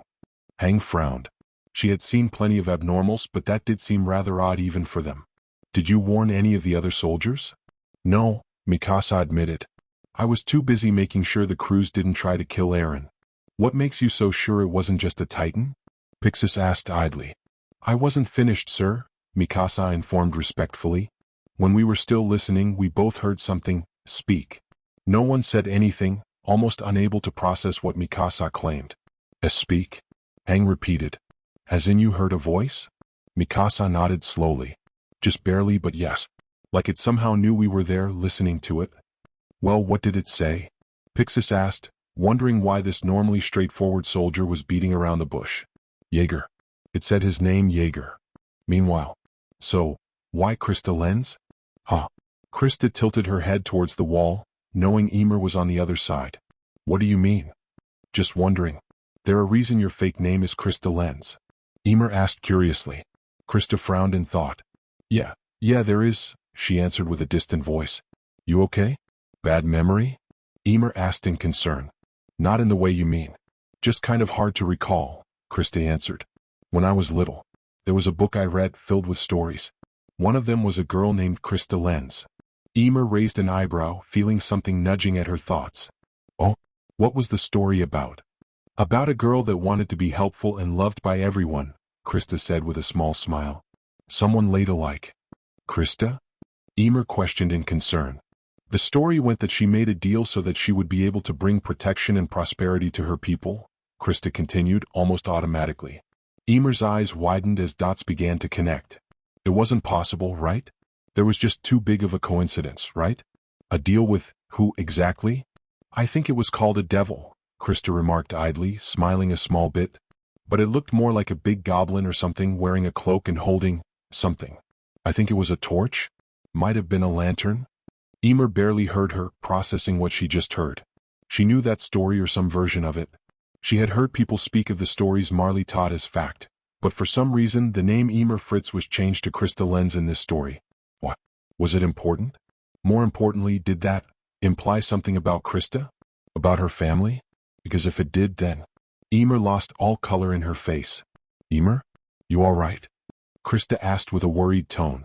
Realizing she had been silent for too long, Emer forced herself to smile and hope her voice was convincing. Why, yeah, just trying to imagine you making a deal with the devil, she admitted with a forced snort. But what even was the deal? What did she have to give up? That was the confusing part because, and I remember this part distinctly because it confused me so much, she had to grow an apple the devil gave to her, Krista explained. Emer focused on that but almost lost it again at the implication. Oh, did you ever figure it out? She asked idly, trying so hard to sound coy. Krista rolled her eyes. Yes, I know. She was given his seed, as it were, Krista said with a snort. It makes sense, I guess. What? Emer asked in confusion. Well, I'm the bastard of some noble family. Of course they had a story like that. It's basically some tale about a girl having to marry someone she didn't like for the good of her people, or something like that, Krista explained with a sigh. And I can't say I don't understand the logic. Emer frowned. Don't tell me you take that deal. Depends on the deal, I guess, Krista said with a sigh. I mean, imagine if someone offered the power to end the Titans? Or... Krista trailed off. Or... Emer asked intently. Krista scratched her cheek, debating if she should say it. Can I ask you something first? Why, yeah. Emer asked, feeling very focused on Krista now. Would you hate being human? Just human? Emer froze as she started to understand. No. No, I wouldn't, she admitted, feeling herself fumbling as she knew where this going. Are you saying you'd make a deal with the devil just to make me human again? Krista smiled idly. Well, it wouldn't be that bad. You always talk about marrying me, but you never say what'd we do about kids. Emer nearly jumped at that, rattling her chains. Where did that come from? She asked with a blush on her face. Oh my walls, I wish I could see your face. Krista said with a chortle of laughter. Emer panted a bit before allowing herself to smirk. You're just determined to give me a heart attack, aren't you? Nope. You're just adorable flustered, Krista teased. Adorable? Me? Fuck off, you pint-sized witch, Emer shot back good-naturedly. Yes, really, fuck off. Krista leaned to the side and spied Levi returning with Petra and Aluo. That you shrimpy?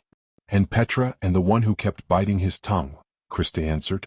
Oi, show some damn respect, you brats, Aluo scolded with an eyebrow twitch.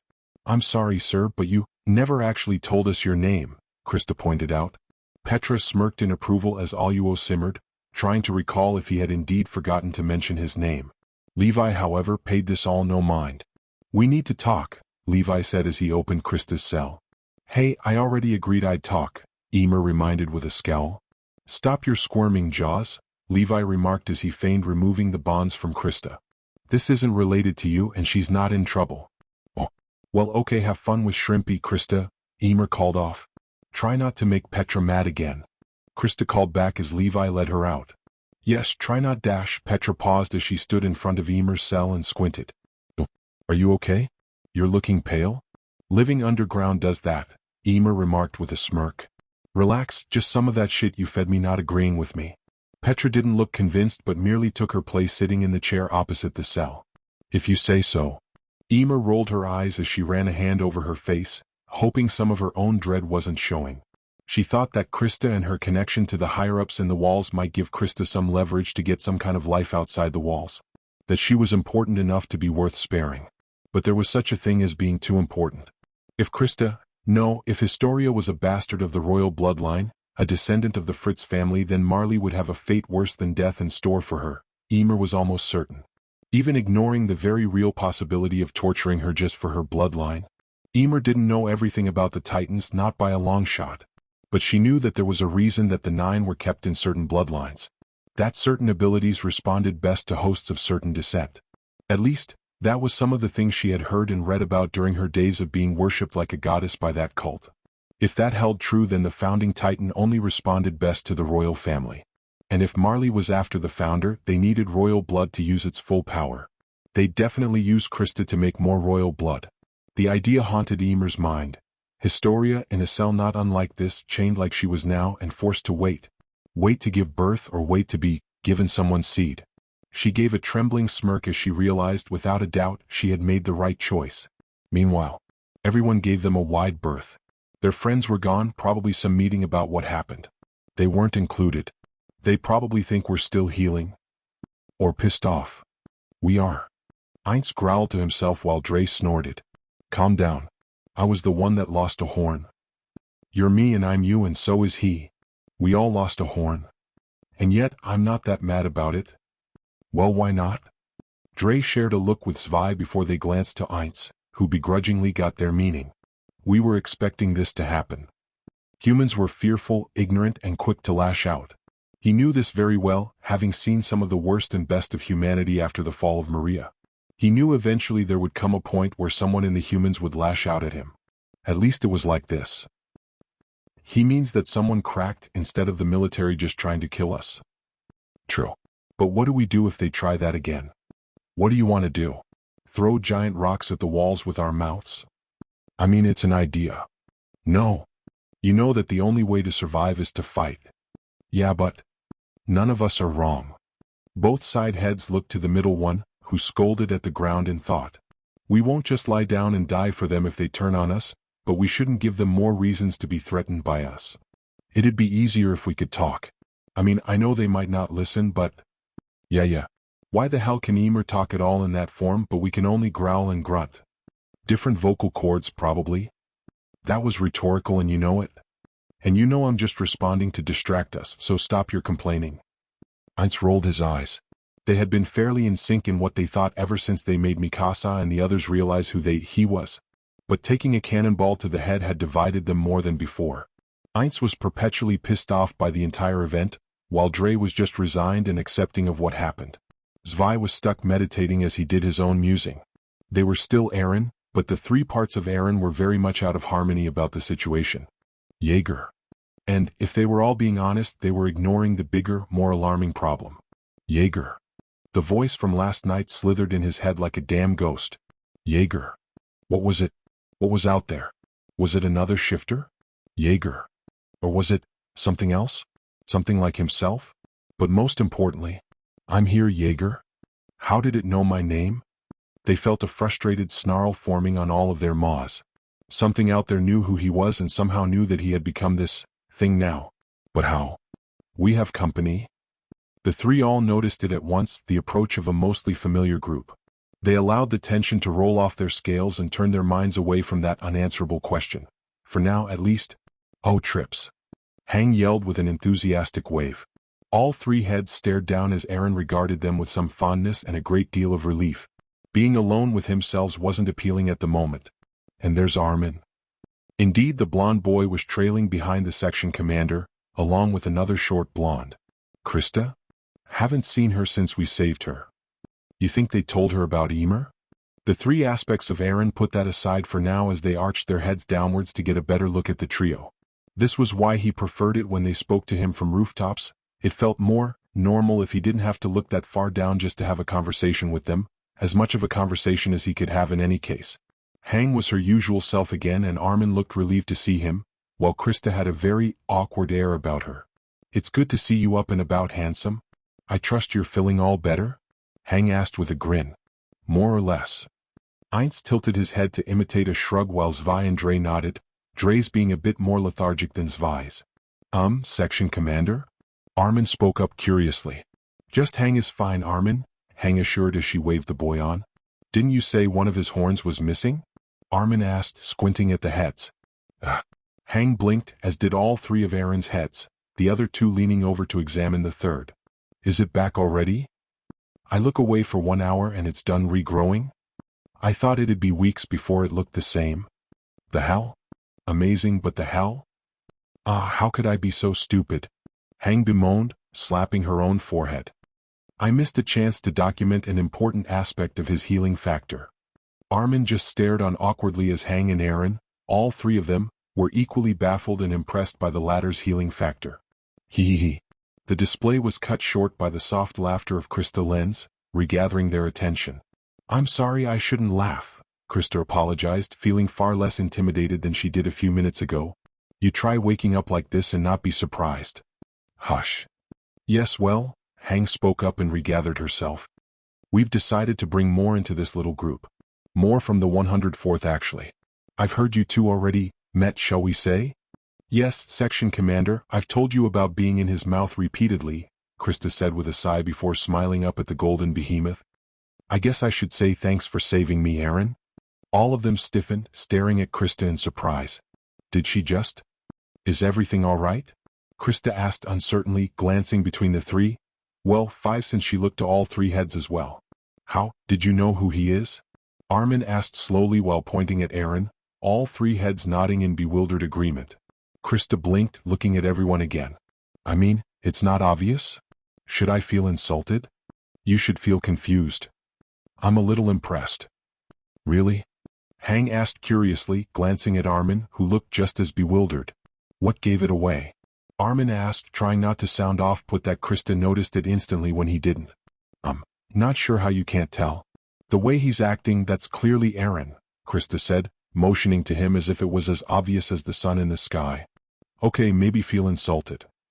No, now I'm confused. Shut up, both of you. Plus, Eren is the only one I can imagine arguing so much with himself, Krista added on, a bit apologetically, while the heads glared at one another. Heinz, Zwei, and Dre all paused at that and grimaced before snorting in reluctant admission. Okay, granted. Well, now that is out of the way, Hang said despite being still bewildered. We're calling him Trips for the time being while no one knows who he actually is. Okay. Krista answered, glancing between Hang and Eren with a very skeptical and confused expression. Is something wrong? Hang asked with a raised eyebrow. Well, just about anyone that knows Eren will figure out it's him fairly fast, Krista pointed out. Armin grimaced before putting on a reassuring smile. Well, the group is currently just us from the 104th, those that were in Trost and know Eren well. Oh. Okay, well, that'd be most that could recognize him, I think, Krista mused. So what do we do exactly? Follow us around? Interpret us. And, help make sure no one shoots us with cannons? What's wrong? Armin asked, looking to the clearly annoyed Heinz. Krista raised an eyebrow. I think he's still upset about getting shot, she pointed out slowly. Heinz nodded in confirmation, his brow furrowing. Oh, Armin said, a suspicion growing in the back of his mind. He glanced at Zwei, who was eyeing Krista oddly. The middle head caught his look but didn't give any response as it observed Krista. Yes, well, it's mainly having eyes on him while keeping the peace between him and the other soldiers. Let them know what he's doing so they don't overreact like last night, Hang explained idly. He needs help for that? Krista asked in surprise. After everything he did to close the breach, you'd think dash. Should we tell her what she tastes like? The fuck? While Heinz and Dre gave Zwei startled looks, Krista sputtered a bit and cleared her throat. Why you'd think they'd be giving him the benefit of the doubt. Wait a minute. All three heads leaned down a bit more, staring at the small female human with rather intense looks. Trips? Hang asked curiously but made no move to stop whatever was going on. There's no way, is there? Eren, what is it? Krista asked nervously. Armin looked between the giant reptile and the small cadet as his suspicions came to the surface. Krista, can you understand him? Krista blinked, looking at Armin owlishly. Slowly, she pointed up at the three-headed beast while staring at her fellow blonde. You can't. End of chapter. Okay, so yeah. Something outside the gate said Eren's name, and Krista can understand Eren. I knew I was going to do this since Krista went in Eren's mouth, and decided to keep Eren's thoughts unseen until the chapter that Krista found out she could hear Eren. So, yeah, the plot is awfully speed up again. Erendra's slice of kaiju life phase is coming to an end as several things boil to a head. Oh yeah, and Ymir realized that Krista's fate outside the walls might have worse than just dying behind the walls, due to the royal blood. I figure that book that Frida gave Historia/Krista is probably the last one or so on the Iceland, and would be a good hint to Ymir about Krista's true origins.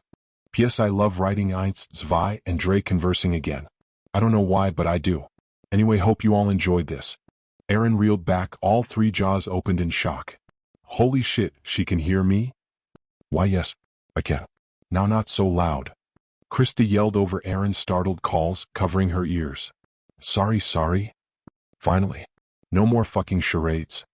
Armin and Hang watched the exchange with numb disbelief, trying to register that Krista understood what Eren was saying. How and why you of all people? Hey, what's that supposed to mean? Krista asked with a frown, uncovering her ears. What is what's supposed to mean? Hang interrupted, suddenly grabbing Krista by the shoulder and shaking her with a mad gleam in her eyes. Don't hold back on me now. What's he saying? Tell me everything. Section Commander, calm down. Armin said urgently, trying to put himself between the two. Hang, if you mess this up, I'm throwing you over the wall. He's afraid you're going to make me unable to hear him? Krista translated with an uncertain, shaken voice. Hang abruptly stopped shaking the blonde, ripping her own hands off the girl as if she were on fire. Right. We have no idea what's allowing this to work. You might accidentally stop it yourself if too much stress is applied, Hang noted absently, her eyes possessing a distant focus to them. Armin sighed in relief as things finally started to calm down. Cautiously he looked around. There were some soldiers watching them in the distance, but none of them seemed particularly alarmed or surprised. That was the good thing about Hank's eccentricities. No one questioned when anything she did caused a ruckus. And after a few days of hang around Eren, no one was surprised to hear the giant creature freaking out a bit. Especially not after Hang tried to pry a scale off of Eren without permission or warning.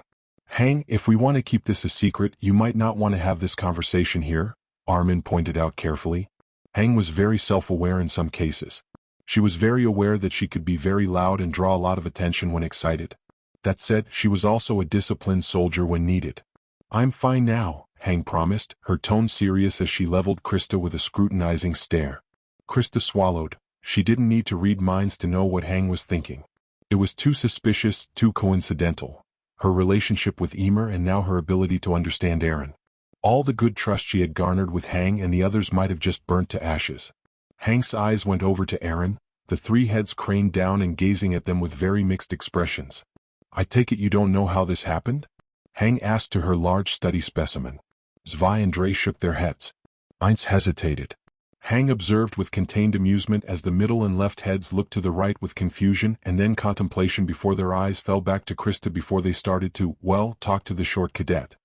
He thinks that it might have something to do with me being in his mouth, Krista answered nervously. Hang didn't acknowledge her, not until Eren nodded to show that was indeed what he said. She hummed, cupping her chin. If that was the case, then nothing had changed. They had suspected something because Ymir revealed herself after Eren saved Krista. This could simply be a consequence of that. I felt a jolt. What? Krista said, blinking as she looked to Einz. What do you mean, a jolt? Does he mean when you were in his mouth? Armin asked, getting a nod from Eren.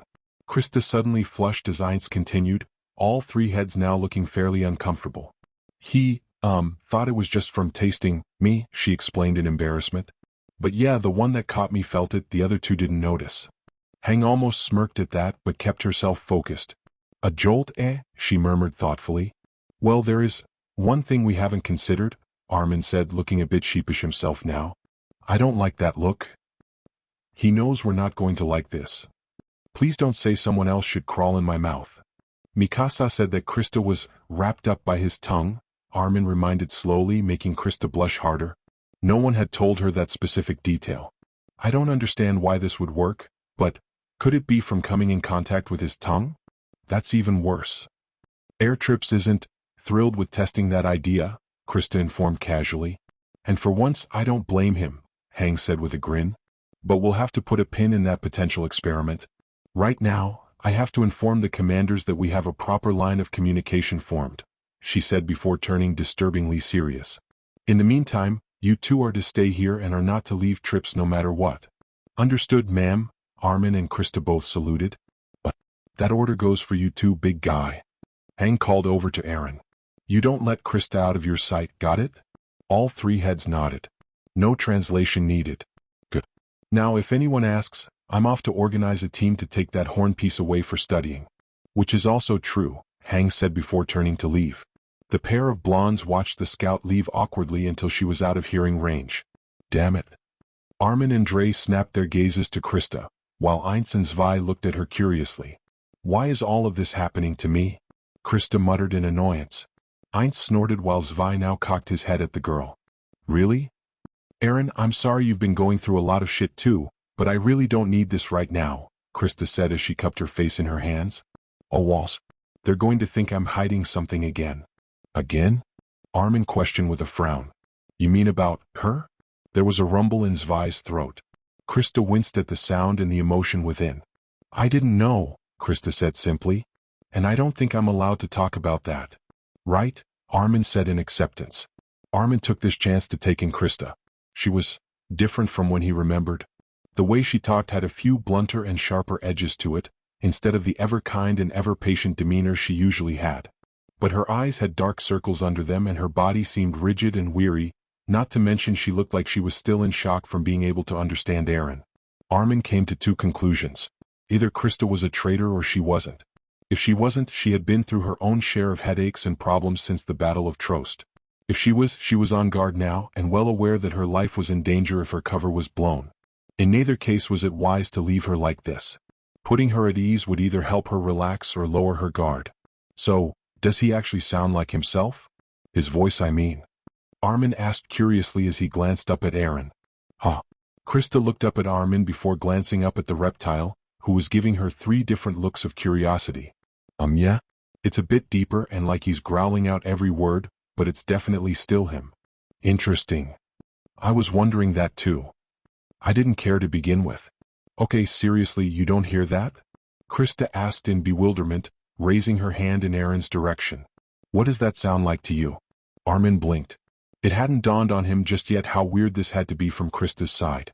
What were just animal noises to everyone else were complete sentences to her. All I can hear are growls and hisses, things like that, Armin answered thoughtfully. Why, what did he say? I have no idea, all 3 of him were saying different things, Krista said with a sigh before perking up. Wait, so, he hasn't been able to speak to anyone, since Trost? Krista asked slowly. Armin's nod prompted her to look to the massive golden beast once more. Got anything to say, Trips? Why couldn't you have brought your gear? Armin raised an eyebrow at the exasperated and disappointed looks from the heads on either side. He's mad because we didn't bring the ODM, right? Krista looked to him oddly. I thought you couldn't? I can guess him a lot of the times, same as Mikasa, Armin explained idly, getting an amused snort from Dre. He likes it when we talk to him from the rooftops. Why would, Krista started before stopping herself, catching his meaning. I guess it would be nice to not be looking up so much. And you don't have to worry about the tails, Armin added in with a small smile. Tails? Krista repeated, glancing to the rear appendages.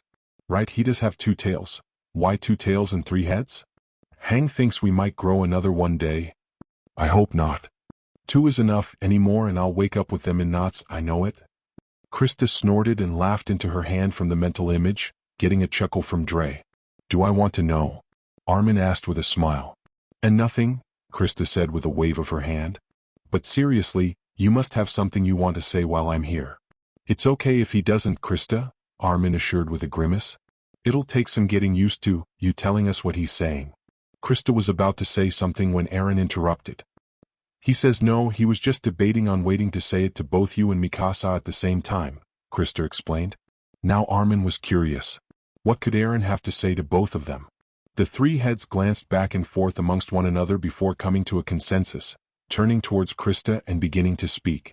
The male blonde took in all 3 expressions well. Ainz was begrudging, almost apologetic like Eren when he was younger and caught doing something stupid. Zwei was almost solemn in his contemplative visage, like Eren during his calmer and more serious moments. Dre had a look of bitter amusement as Eren did while healing wounds from bullies he had tried to fight on his own. Krista's eyes slowly went wide before composing herself as she addressed Armin with a small smile. He says, "Sorry you had to put up with me all these years." "What?" Armin said in shock, looking back up at his friend in surprise. "Where is that coming from?" Krista paused as Armin answered, her smile growing just a bit. "Three parts of me have all endured being separated and forced to live with each other. I know I'm a rash, overly emotional idiot that doesn't think things through," Krista said, trying to keep a straight face. Eren grunted at her again. "Look, let me leave out some of the swear words, okay?" Armin just stared, processing that Eren had more or less said those words, before turning embarrassed and unconfident. "Come on, Eren, don't say stuff like that. You and Mikasa are the ones that had to deal with me being dead weight dash. But you're not. You're not. And you never were." Krista winced at the rather urgent response that cut Armin off. "Yeah, he doesn't think that at all," she explained, Armin smiling self-deprecatingly. "Guys, I honestly don't mind this, but if this gets emotional, I'm pretty sure we're going to draw too much attention." "Alright, let's change the subject for now," Armin agreed readily, forcing his smile on. Ainz was more than a little displeased by the abrupt and unsatisfying end to that conversation, though Zwei begrudgingly agreed with Krista. Dre, however. "So, are you teaming up with Annie again?" Krista looked to the head in surprise before looking to Armin. "You and Annie teamed up for something?" "Oh yeah, we usually take shifts watching over Eren in pairs. Annie was with me last time," Armin elaborated. "And I don't know, she's used to teaming up with Reiner at night and it was just because we had to change the usual teams up." "Krista, a little help here? What is up with you?" Krista eyed the toothy grin on Dre for a moment, the other two heads giving their third strange looks. "He says you might want to consider asking to switch with Reiner," Krista said with a knowing smile. "She seemed like she was enjoying your company more." "Huh? Really? You think so? I mean, Trips thinks so?" Armin asked in surprise, looking back up at the three heads. Dre nodded in agreement, as did Zwei and Ainz with less enthusiasm. "Not really a lie." "Well, it might not be a bad idea," Armin accepted thoughtfully. He completely missed the smirks shared between Dre and Krista before they schooled their expressions. "So, are the rumors true?" Krista asked suddenly. "Did Hang really stab a sword up his butt? Can we not talk about that? Ever?" "I can guess what he said," Armin said with a chuckle. Meanwhile, something was wrong, very, very wrong. Levi only had to look outside the walls of Trost to know that was true. "Captain, what exactly are we looking for?" Gildy asked with a frown. Four Eyes didn't exactly give a lot of details, Oluo grunted. "And you both haven't noticed yet?" Levi remarked in disapproval. "Of course I did, Captain," Oluo said with a smirk while ELD raised an eyebrow. "There are no titans around here." A bit of an oversimplification, but true.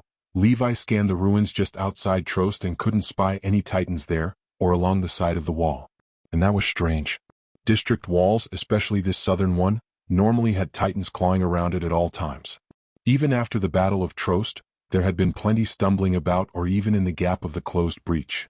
But the titans hadn't just vanished entirely, there were some in the distance, either out in the fields or along the main ring of wall rows. For this area to be vacant, something had to have happened. "And no one noticed anything happening?" ELD asked skeptically. "Whatever happened, it was last night. All the soldiers were too busy looking at the golden lizard to be bothered by anything going on out here," Levi remarked with distaste. "Yeah, I heard about that. Besides from Hang, I mean," Oluo stated, dropping his Levi imitation for a second. "I'm going to guess we're here to figure out why Trippy was over here?" "That'd be my guess," Levi agreed. "Keep your guard up. Titans aren't our only concerns anymore." His subordinates nodded and as one, the three of them descended off the wall, using their gear to ease their descent and move halfway down the wall. "Titans definitely died here," ELD stated with a frown, spotting several imprints in the ground that were vague human-shaped, but giant in size. "I don't like this," Olu muttered. "What kills Titans so fast and quiet like that? I'm going to guess whatever left that." Both turned to their captain, suspended just above the hole where the gate used to be. Oluo didn't see it at first. Between the Colossus's giant imprints and the many Titans that had walked through here, it just looked like a mess of overlapping giant footprints. But then he saw the abnormal tree in the forest of titans. "Captain, the hell is that?" Olu asked, his head jerking up suddenly and scanning the area again. "A footprint, Oluo," Levi answered simply. Gild's eyes widened as he noticed it as well. "That can't be a titan's, can it?" Levi didn't answer. It could be the beast titan for all he knew, but he got the feeling that wasn't the case. "We need to report this. And have some assholes actually keeping watch out here." The two nodded in silence, but none of the three dared to move. "Sir?" Gild questioned, tension in his voice. "We're being watched," Levi confirmed bluntly, eyeing the town. His instincts screamed that they were being observed, stalked even. But for all his skill he couldn't spot from where. "What are the odds it's another thing like Trips wanting to help?" Olu asked doubtfully. Levi let that question hang unanswered. "Up the wall." But not too suddenly. The other two obeyed as they climbed up the wall, the tension never quite leaving them until they were securely on top of Rose once more. "You two stay here. Keep an eye on things. See if our uninvited guest tries to slip out of hiding," Levi remarked sternly. "Unless you find out it can climb the walls, don't engage." "Sir," both saluted obediently.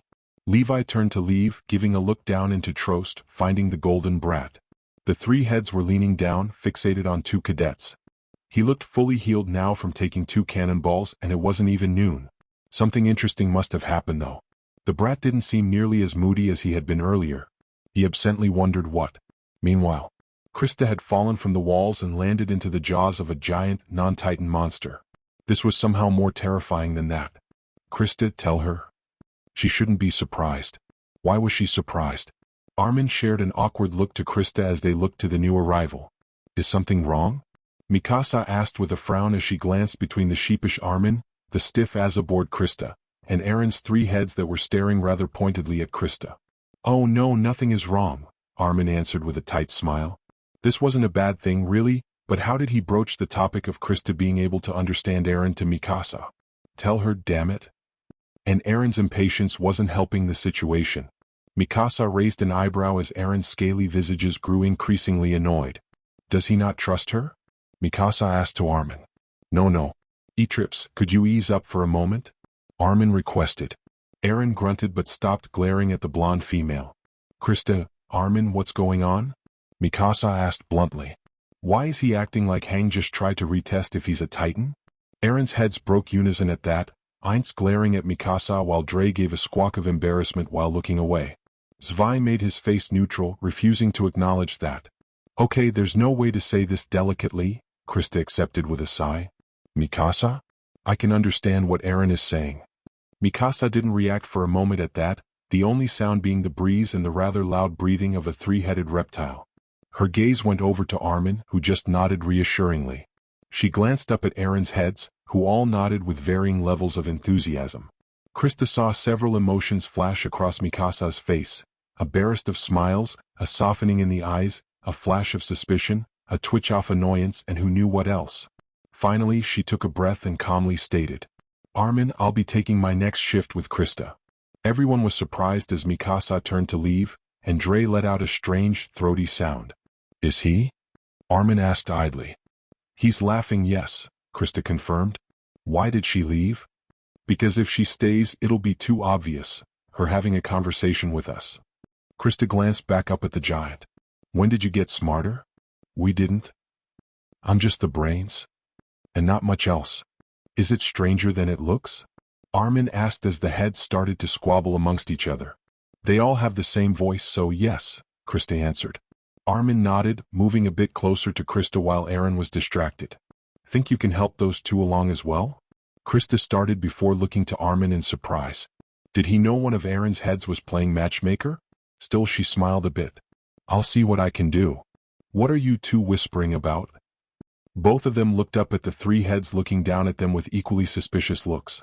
In unison, Krista and Armin smiled innocently and answered, "Nothing." "Liars. Definitely. Neither of you are good at this." Meanwhile, Levi didn't have to wonder long. "Okay, I call bullshit." Erwin remained stoic at Levi's response to the news Hang brought. "Trust me, I'm skeptical as well," Hang said with a frown. "It is rather unlikely that Cadet Lens would be so close to the shifter and able to understand trips, while having no knowledge about the true nature of either," Pixis agreed. "Unless our theory is true, that this is a side effect of her coming in contact with the tongue, Hang mused. That seems rather unlikely, but we can't rule it out without testing it, Erwin stated. Regardless, Krista's value just grew. We can finally have detailed conversations with Eren and possibly find out more about his nature. Well, I suppose it's my turn, Levi said with a sigh. Yes, you both said you had urgent information for us, Pixis noted absently. I don't think you can top that one though, Captain. We have some sneaky bastards squatting outside the wall, Levi offered bluntly. Is that exciting enough, Commander? Wait, you saw something? Hang asked with interest, turning her full attention to him now. More what I didn't see, Levi countered. But something cleared out the Titans last night. Cleared them out? Erwin repeated. Are you sure they died? That uncomfortable idea entered the air now. The founding Titan, the power to control Titans. There were more than a few imprints where they fell, and lots of damage that looks fresh when you get down there, Levi explained. And I found a footprint. Or clawprint, I suppose. It's big too, Titan-sized. Oh. Pixis asked as Hang buzzed with excitement. Do you think it could be from another thing like our big friend? I don't think so. Whatever it was, its prints each had 3 long digits, claws by the look of it, Levi explained. Hang paused in thought. Trips has 4 claws and they're not that long compared to his feet anyway. Right? Levi agreed with a nod. But while we were looking around, my squad and I were all sure something was watching us. Pixis and Erwin shared a look at that. I trust my solder's instincts on this, Erwin stated firmly. So, it might still be out there, Hang murmured thoughtfully. It? Levi asked pointedly. Erwin raised a brow as Hang stiffened. You didn't tell him? I was in a hurry and forgot he wasn't there when Mikasa told us, Hang explained with a sigh. Just give me the short version, Levi said flatly. Trips sensed something on the other side of the boulder last night, Erwin answered. And according to Cadet Ackerman, they both heard something speak, saying Trips' true name. Levi's eye widened minutely. So, if this is the same thing, it can talk? Levi summarized, getting a nod. And it knows the golden brat, even though he supposedly doesn't know anything how he turned into a 3-headed freak of nature? It is strange, yes, but it would appear that, just as the shifter is not the only one, there may be more giant creatures, Erwin stated, humming for a second. And no friend to regular Titans, it would seem. Levi grunted. Any more surprises? Now that you mention it, yes, Pixis stated with a neutral look. There was a reason I asked Commander Erwin to meet with me. One of those sent to judge the shifter and Trips has arrived. Oh. Hang asked curiously as Erwin raised an eyebrow. Yes, a representative of the nobles in this matter, Pixis stated with expertly hidden distaste. They arrived ahead of the rest and requested to meet with us. I'm guessing that request wasn't a request, Levi remarked bluntly. As if to make his point, a knock on the door drew their attention. It's Anka, sir. The representative has arrived. Shall I let her in? Anka's voice came through the door. Thank you, Anka, you may, Pixis called back as the scouts turned to the door with wary curiosity. It was no secret the nobles weren't fans of their regiment. The door was opened and the first thing Levi noticed was the walking stick, an old-timer or a cripple. Judging by the lack of wrinkles on the hand, it was the latter. The rest was covered in a heavy white robe, save for the face. She smiled at them with bright, tired blue eyes. Sorry for my attire. I thought a storm was brewing, she said in a friendly tone. I'm the head of the Rice family, but please call me Frida. End of chapter. And this is how canon dies.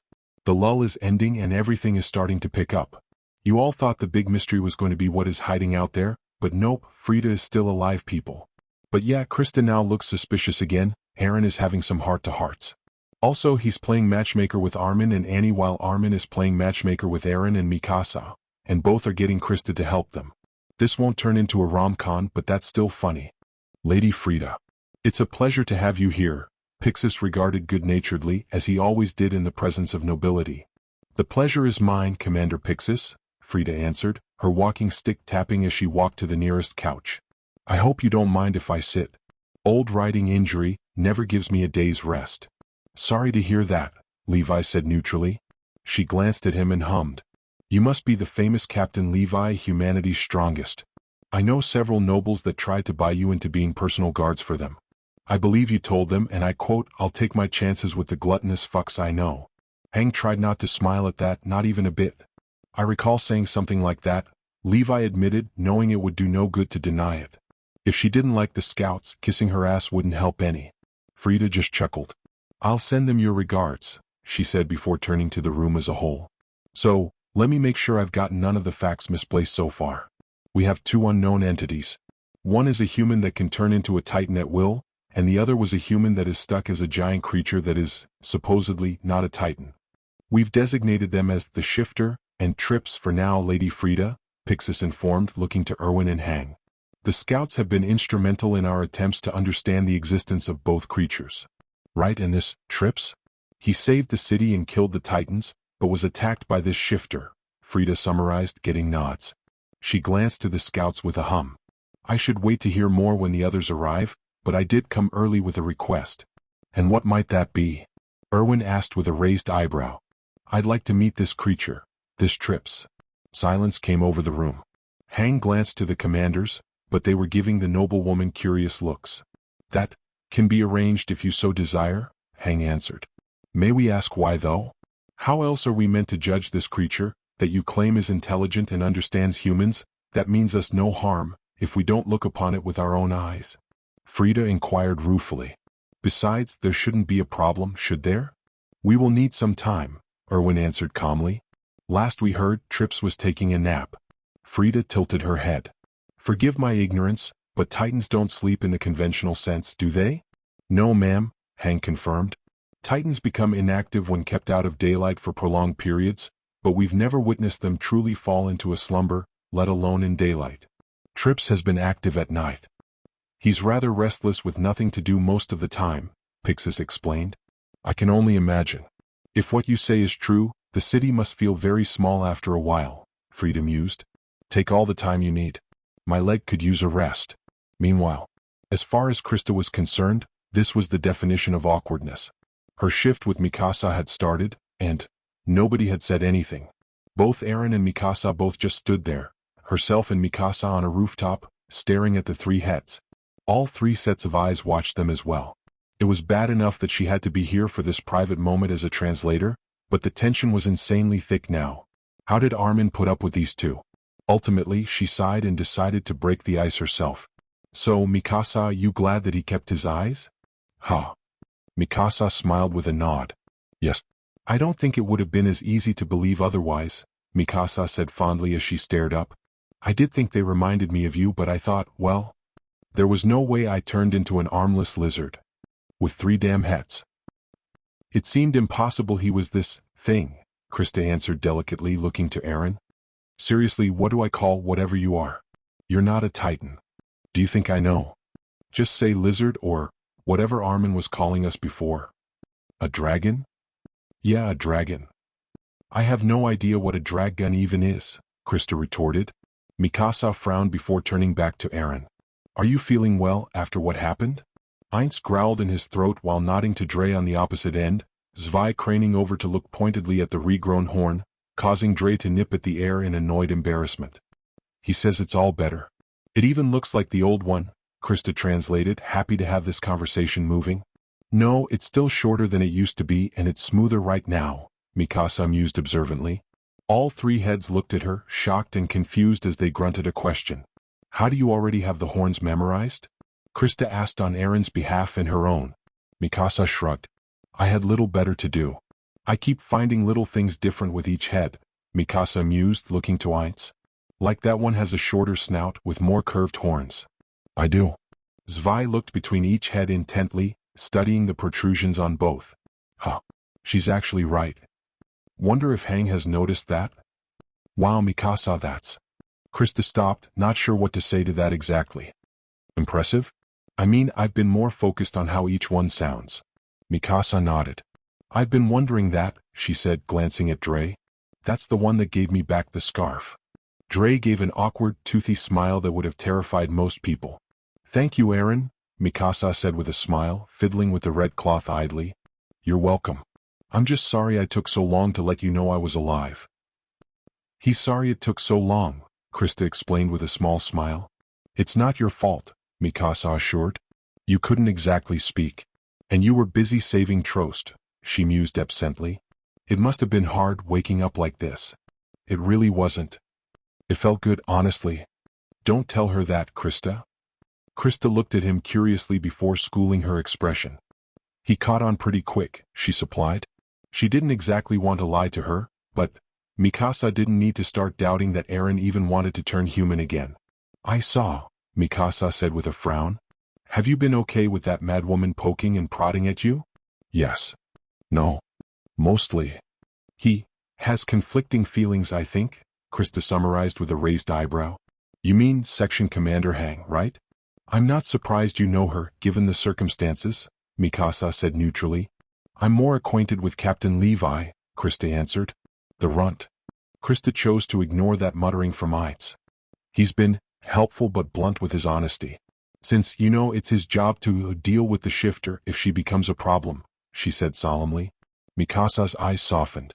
She couldn't imagine having to sit down and talk politely with someone whose job it was to kill Eren at the slightest mistake on his part. So what did Hang do that upset you so much, Mikasa? Krista asked curiously. She checked to see if we had an asshole. Krista blinked hard. I didn't need that image in my head, she said with wide eyes. She's also been rather eager to rip a piece of him off, Mikasa mused. It was one scale, Mikasa.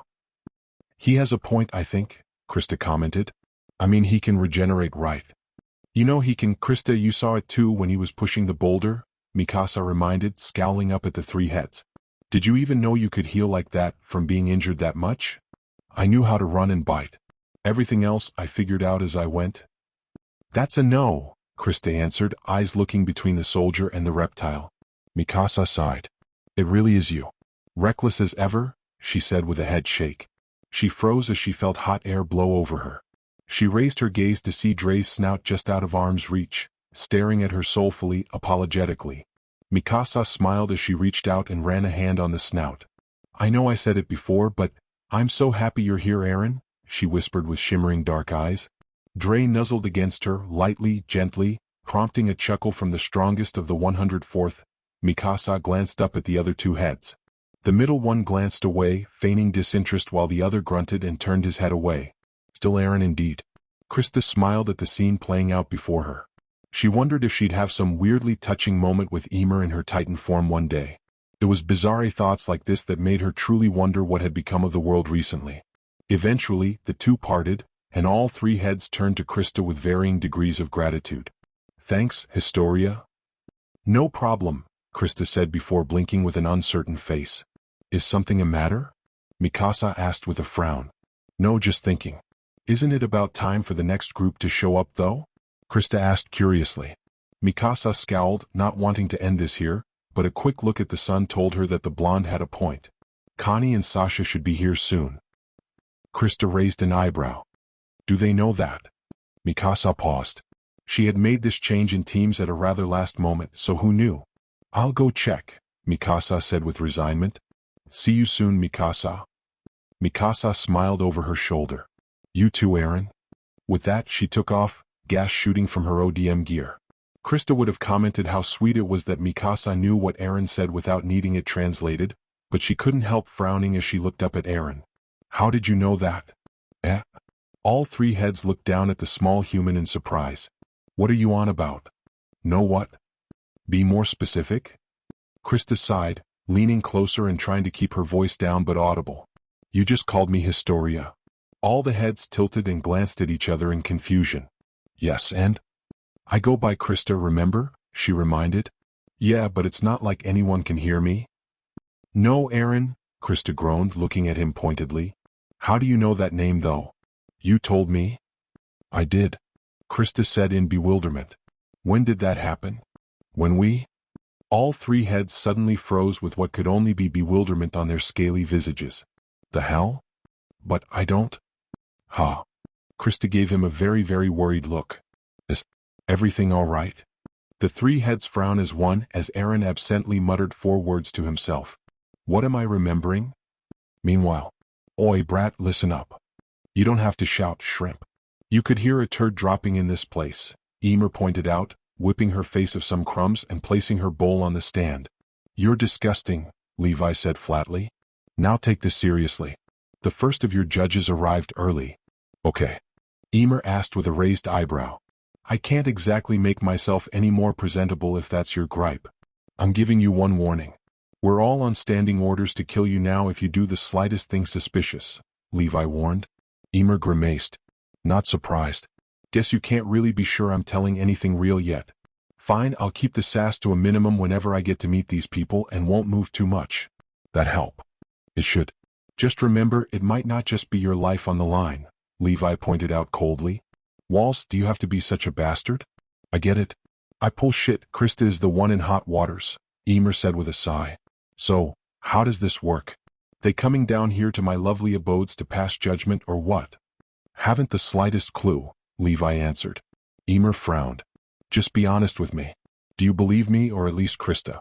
At all? Your lovebird? Yeah. I buy that she's just been caught up in your bullshit without knowing it, Levi answered, staring down at her impassively. You? I don't trust you to clean your own cell. Figures, Emer accepted, relieved nonetheless. It doesn't have anything to do with you being a titan, Levi stated, firm yet honest. It's that look in your eye. Emer met his look with a scowl. You're loyal to that girl and nothing else. You'd snatch her up and run off alone if you thought it was a good idea, Levi elaborated. You'd abandon every comrade you trained alongside. Right. Emer didn't answer. Even if she wanted to stay by their sides and risk dying, Levi continued. Yeah, I'm a selfish bitch, Emer agreed venomously. What of it? That's all, Levi answered simply. I can't trust you. Emer paused before nodding. I didn't expect you to, honestly. You just want to make sure I trust Krista, Levi mused. You can see why I don't buy you jumped on board with us just like that. It wasn't a question and they knew it. It'll make sense in time, Captain Shrimp, Emer answered with a careless wave of her hand. You want something extra? My daily token of knowledge. Either talk or I don't remind them to feed you later, Levi warned. Charming as ever, Emer grunted. This isn't helpful, but I'm sure eyebrows will find it interesting. Levi waited with calm impatience. Humor me for a second. You know how, before the wall came up, the world was filled with people of all kinds of... Emer paused to look thoughtful. I don't even think you understand what races mean. I'm guessing not the sporting kind, Levi mused. Emer snorted in amusement. No, hardly. It's a word to describe people of different heritages. Not like the noble shits though, I mean like people having different shades of skin and certain looks to their faces. Stuff like that. Another stupid way people make to divide themselves, got it? Levi mused. What's your point? Well, as far as I know, no one in the walls knows what you all called yourselves back then, Emer explained. Levi frowned. I know something about this actually. People in the underground used to try to kidnap people of certain looks, rare ones, he said in thought. So, wouldn't the people of the walls be made of a lot of different of these races? Emer smirked. Clever bastard. I think you know why it's mostly just one group though. The people that made the walls got priority. Both because they made them and because they were closest, Levi speculated. A few generations later, and people of the less numerous races have married into the majority, and mostly bred themselves out in the process, Emer summarized. You're right. Interesting but useless, Levi agreed with a hum. Might as well as hear it though. What is it? Emer smirked. You're called Eldians, the people of Eldia. Meanwhile, Rico frowned and stood on the curve of Trost's walls. The commanders had ordered more troops on the walls, and 2 of the elite scouts were watching over the entire thing. Specifically, 2 that answered directly to Captain Levi, meaning that they, like her, were a few of those in the know, that the Golden Beast and Titan Shifter were both cadets of the 104th. She wasn't sure why she was trusted with that information, but she also didn't really care to discover the reason. She was more concerned with what she didn't know, 2 in particular. One was the death of Captain Kits Warman. He wasn't very inspiring as a leader, she knew. But for all his fearful nature, she respected him enough to follow his lead. And now it fell to her to deliver the news to his wife and child, to tell them why he'd never return home again. If nothing else, she wanted to be able to tell them why. And tell them he had been brave for once, in trusting the creature that had saved Trost. But something about his death didn't make sense? Kits Warman had been terrified of dying. To find him sitting peacefully in the chair, bleeding out from a missing leg? No, she knew the man would have tried to stop the bleeding and use his gear to rush back to the safety of Wall Rose or lost consciousness trying. And how had he even gotten so far from the battle? Maybe she was overthinking it. Maybe she just wanted his death to mean more than just an unlucky chance of fate on that fateful day. The second, more current mystery on her mind was what had the scouts so spooked. Officially, they were doing this because there was going to be a meeting between Trips and some nobles sent by the government to pass judgment on both creatures, beast and titan. And that made perfect logical sense. They had to at minimum appear that they, in theory, could deal with Jaeger if he turned on them. Having two elites at his only possible escape exit certainly would fit that.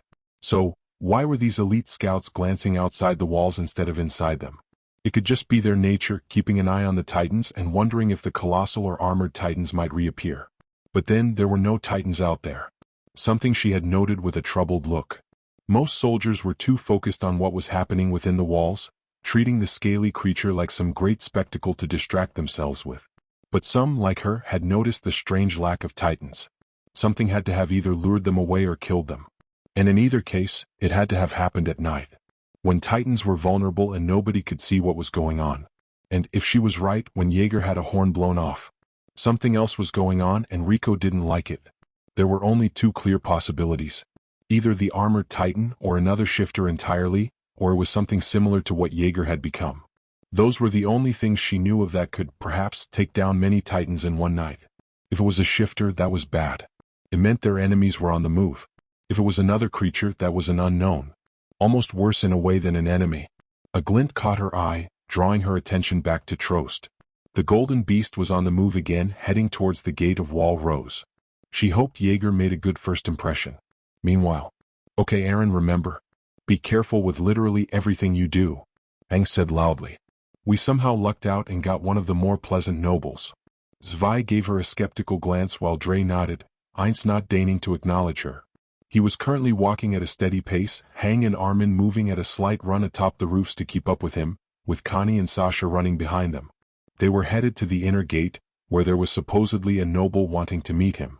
All three of his heads had differing mixed feelings about that prospect. "Ma'am, no offense, but didn't you say that this was a formality at this point?" Sasha asked with a frown. "They're not going to try and provoke or kill him," Armin reasoned with a frown.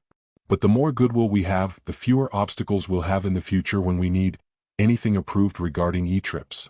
So, we don't want to give them a reason to fuck with us later, right?" Connie summarized. "That's the long and short," Aang said with a grin. "So why is she coming?" Sasha and Connie asked, nodding to each other. "Hey, settle down, you can argue later," Armin pleaded before glancing up at Eren's massive form. Even as a human, Eren often didn't make the best first impressions. However, it was almost impossible for him to put his foot in his mouth if he couldn't speak, hence why the commanders were keeping Krista a secret for now. Honestly, it was probably best if most people didn't know what Eren's angry right head was often saying.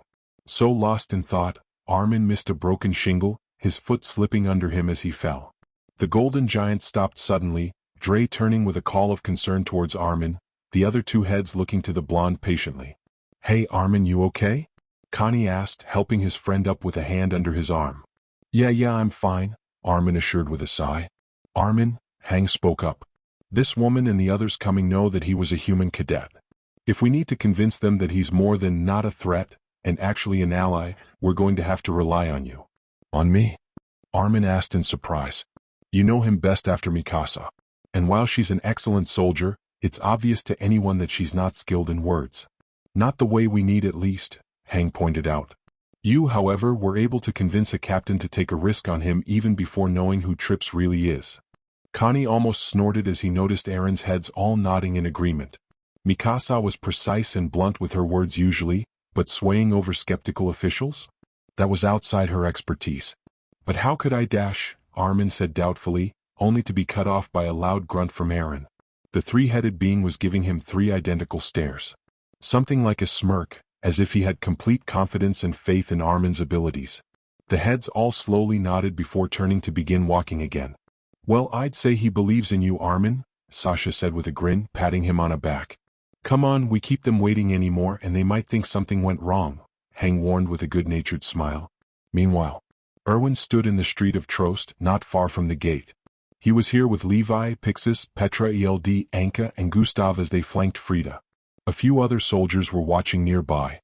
It was a delicate balance, looking like they didn't blindly trust Trips, while not appearing too cautious of him. Taking Frida's protection seriously without implying she needed protection from their new ally. "Are you sure you don't need a seat, ma'am?" Gustav inquired politely. Frida smiled, tapping her walking stick. Oh, I can manage to be on my feet for a while. The ride here was more of a strain than this. If you don't mind me asking, madam, but why did you ride ahead? Pixis inquired, offering her a drink from his flask. Frida surprised a few of them by taking it and taking a brief swig. You have good taste, Commander, she praised to Anka's disappointment and Pixis's amusement. And because I'd rather be in more pain and sore for a few hours than less pain for another whole day. Hey, Levi spoke up, nodding down the street. He's coming. They saw some figures in the air on ODM gear first, likely Hang and the others, then the main event. In hindsight, Erwin realized there was no way to make Eren's approach less intimidating, especially from ground level. A soft rumbling on the earth as three giant heads suddenly emerged from a street, their scaly snouts turning towards them with green eyes locked on them. The large creature walked towards them, the tails mindful of the buildings. Closer and closer Eren drew, and Erwin could see the unease on Anka and Gustav's appearances. They had never been up close like this. But as the three-headed beast came to a halt, Erwin couldn't help noticing the utter lack of reaction on Frida's face. She was just smiling, almost intrigued it appeared while looking up at the Titan killer. The three heads leaned down. Not all the way, not too much to be intimidated by the sets of giant teeth or the breath exhaling from the mouths and noses. Just enough to make it clear they had his attention. He was doing as well as Erwin could have possibly hoped. Lady Frida. Hang spoke up as she landed between them and Eren. May I introduce this beautiful golden bastard that we affectionately call Trips. Trips, this is Frida, Hang introduced, waving from one to the other. All three heads nodded in greeting, keeping their reactions in sync and neutral. It's a pleasure, Trips, she said with a chuckle. You've caused quite the stir in the walls. That seemed to surprise Eren, his three heads glancing at one another before looking to the commanders and Hang curiously, Zwei to Erwin, Dre to Hang and Eins to Pixis. Oh, I suppose you didn't bother to tell him? Frida asked with a chuckle, glancing over her shoulder. We've been a bit distracted, Hang answered with a shrug. I'm not surprised, Frida accepted, looking up as the three heads refocused on her. Everyone is talking of the golden beast that slew the Titans and saved Trost. Some fear you, thinking you might be something even more dangerous and terrible than the Titans. But most people in Rose and Senna are treating you like some great miracle from the heavens, a savior to strike down the Titans. It's actually becoming a problem for the Church of the Walls. Everyone tensed when Eren's leftmost head did something resembling a snort. Yes, that's about how I feel, Frida pretended to whisper with a conspiratorial smile. People are desperate for something to believe in. And the Church, being them, is already trying to denounce you as something befouling the walls. There was the slightest change in Eren's facial expressions. But enough about that, Frida said. I'll keep this simple. Trips, do you want to help the people of the walls still in reclaiming Wall Maria? The three heads all rose higher as if standing at attention while nodding distinctly. One nod was aggressive and the other was eager, while the middle was measured. Good, Frida said. But you know, given that you exist at all, there are probably other things out there more dangerous than Titans. We can barely hold up against the Titans. Do you think you'll be up to the task of fighting off greater monsters like you? Everyone watched Eren intently, cautiously. All at once, he seemed to sneer as one of his tails crept to the front, putting more than a few of them on edge until the tail's club and was placed over his chest. Erwin smiled, realizing it was a salute. A better answer probably didn't exist in Eren's situation. End of chapter. Honestly, this was mostly Frida's chapter, making you all wonder what the hell is going on with her. But then, of course, there is the Eren's moment with Krista, or rather, Historia. Good luck guessing what is going on there. Still, everything is coming together and trust me, I have something special planned for the trial. XP until next time. And for the record, this opening part is the same scene that the last chapter ended on, but from Eren's point of view. She looks like Krista. That was the first thought Eren had about this Frida person. What is that? Hell if I know. Maybe she's sick? The second thought, or thoughts rather, went towards the glow about her. Ever since the night he made Mikasa and the others realize who he was, he had taken the time to notice this strange thing he could see around everyone. It was easier to notice at night, but now that he was aware of it, he could focus on it in daylight too. Most people just had a normal glow about them. Some were brighter or dimmer, but all it did was outline their bodies, like they were all tiny flames, with the lights muffled behind distorted glass. Some were unique, however. Mikasa and Captain Levi, he noticed, had a dark glow about them. Whereas the normal glows were more distinct at night, he saw theirs more clearly during the day, giving them a cloaked look around them. Might that mean they were related? Might be something to have Krista mention.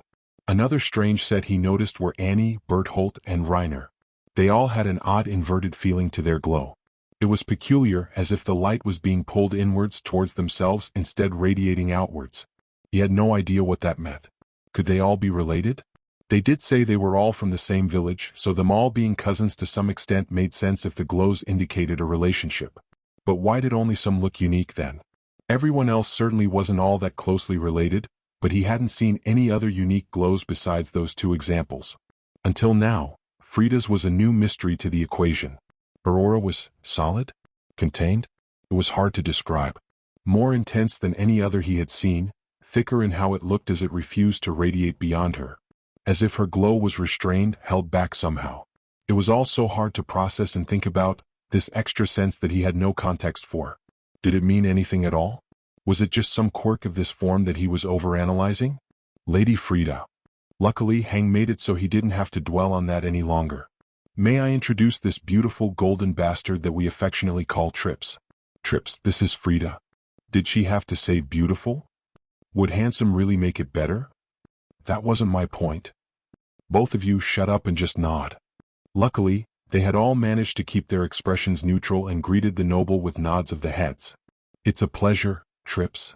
You've caused quite the stir in the walls. Ha. I'm surprised Hang didn't say anything. Baldy. Who's been saying what about us? Do we even want to know? Oh, I suppose you didn't bother to tell him? Frida asked with amusement as they all looked to Hang and the commanders. We've been a bit distracted, Hang deflected with an awkward grin. I've been distracted, you've been all over me, literally. I'm not surprised, Frida mused as their three heads all looked at her once more. Everyone is talking about the golden beast that slew the Titans and saved Trost. Well, that's good. Some fear you, thinking you might be something even more dangerous and terrible than the Titans. Less good. They're not exactly wrong. Do you want more cannonballs to the head? But most people in Rose and Senna are treating you like some great miracle from the heavens, a savior to strike down the Titans. In Senna? That is surprising. I thought they'd be too complacent to care. Probably because we're not a Titan. And now we have damn Titan shifters to worry about. It's actually becoming a problem for the Church of the Walls. Dre snorted at that. Good. Yes, that's about how I feel, Frida said playfully, acting as if she was whispering to him. Ah, I like this one. People are desperate for something to believe in. And the Church, being them, is already trying to denounce you as something befouling the walls, Frida explained.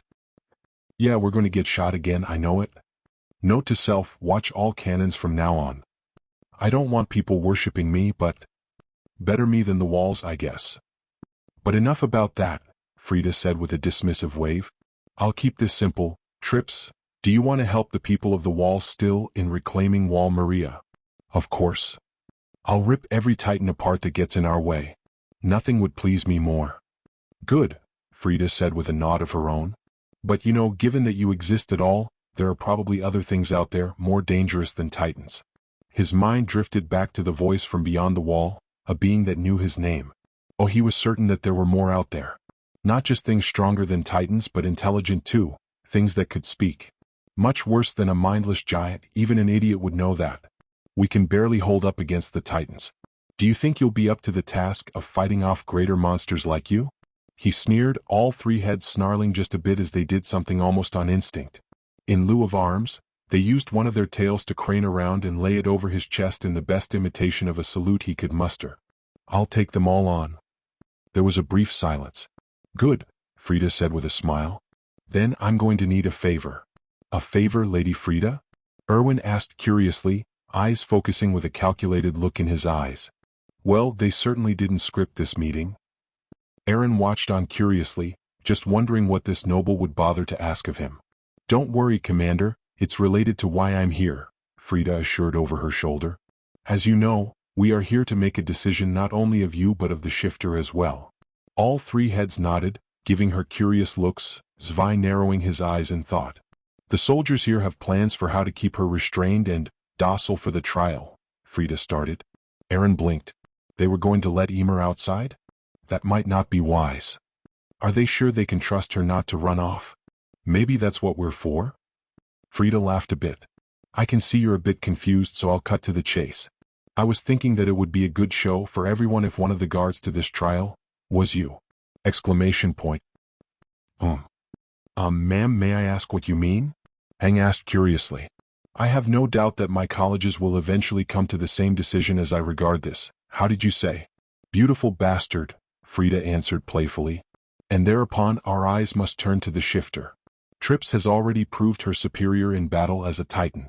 While there are the other precautions you are all taking, it has a good look to it, our giant ally here looming over the shifter like an executioner should she try anything treacherous, Frida pointed out. Well, they obviously haven't told me something about whatever's going on with Emer. I think Emer is cooperating, but they don't trust her. Can't blame them. I'll trust Krista though. Agreed. So, how about it, Savior of Trost? You interested in keeping a Titan shifter in check for us? Frida asked directly. Eren nodded. There was no other answer. Thank you. Now if you'll all pardon me, I need to rest before the rest of the officials arrive, Frida said, nodding to her leg meaningfully. As you wish, my lady, Pixa said, watching her pass before looking to Trips and giving him a smirk of approval, raising his flask briefly in praise before taking a drink. It's amazing that his liver is intact. Meanwhile, that went over rather well, Mikasa said idly from a rooftop as the noblewoman left. Yeah, it did, Armin said with a scowl as he saw and felt Eren turning around, every step shaking the ground a bit as he began to walk off to another part of Trost. Wait up, Trips. Sasha exclaimed as she took off on her ODM gear. It's our turn to lizard sit you. Connie called out with a laugh as he followed after. One of them hissed at him for the joke but ignored them otherwise. Something wrong? Mikasa asked with a furrowed brow to Armin. I think that went a bit too well, he answered honestly. The government is very against changes. But she seemed perfectly agreeable, standing in front of Eren like that and talking to him. You think she's lying? That this is a trap? Mikasa asked, stepping closer. No. Maybe, but Armin chewed his cheek for a moment in thought. Did that seem like someone seeing something like Eren for the first time? Mikasa stopped and frowned as she looked to the gate. Maybe she's just good at keeping her cool? The commanders never seemed that shocked. Yeah, but they've seen and fought titans for years, Armin reasoned. They're used to the feeling of facing down something that outmatches them in almost every way. This is a crippled noble from the interior. Mikasa turned to Armin once more and conceded his point. What do we do then? I'm not sure there is anything we can or even should do, Armin answered. She does appear to be on our side for now, but if so? Mikasa repeated. I think she knows more about what's going on than the rest of us, Armin answered in concern. The problem is that this might all just be for show. We might not know what's going on, but the commanders might and just aren't saying anything. Well, then they haven't told me either. As section commander, Armin greeted with a nervous salute, Mikasa following suit as the woman approached them. Which is strange if true. Erwin gives me some warning of his crazy plans usually, Hank continued in amusement. At ease you two. And I agree something was strange about that. You do, ma'am? Armin asked in surprise. Armin, I know I'm a bit different from the rest, but no one has no reaction at all to seeing and talking to something like Trips for the first time, Hank said with a sigh. Which implies it isn't her first time meeting a giant creature like him. Mikasa and Armin shared a look. That had strange, possibly dangerous implications to it. But there isn't anything to do about it just yet, Hank said with a sigh. I'm just going to have to let this play out a bit more and see what's going on. Mikasa frowned while Armin nodded. Ma'am? I've been meaning to ask?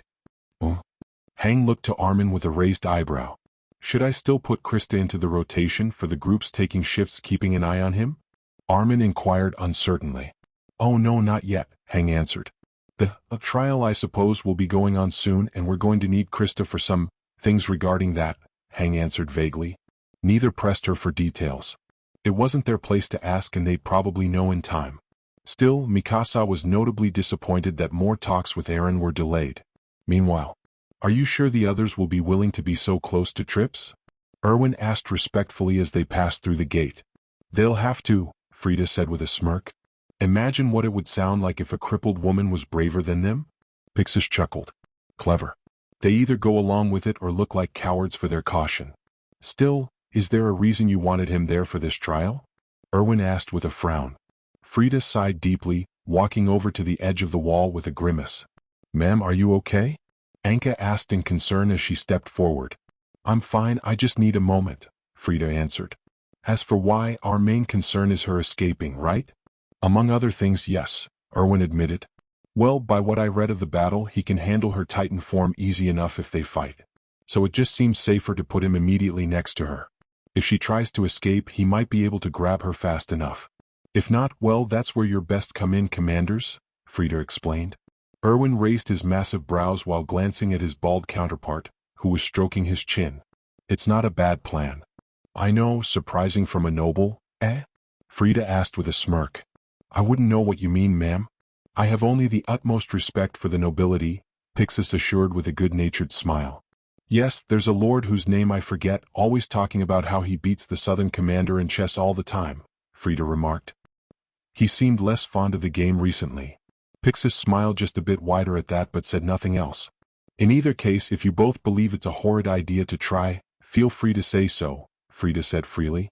You're very open and humble for a noblewoman, ma'am. I will admit it's refreshing, Erwin said with a small smile.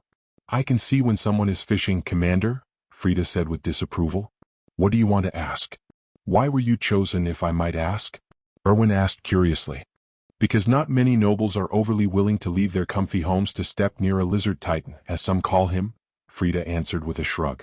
I'm fine now.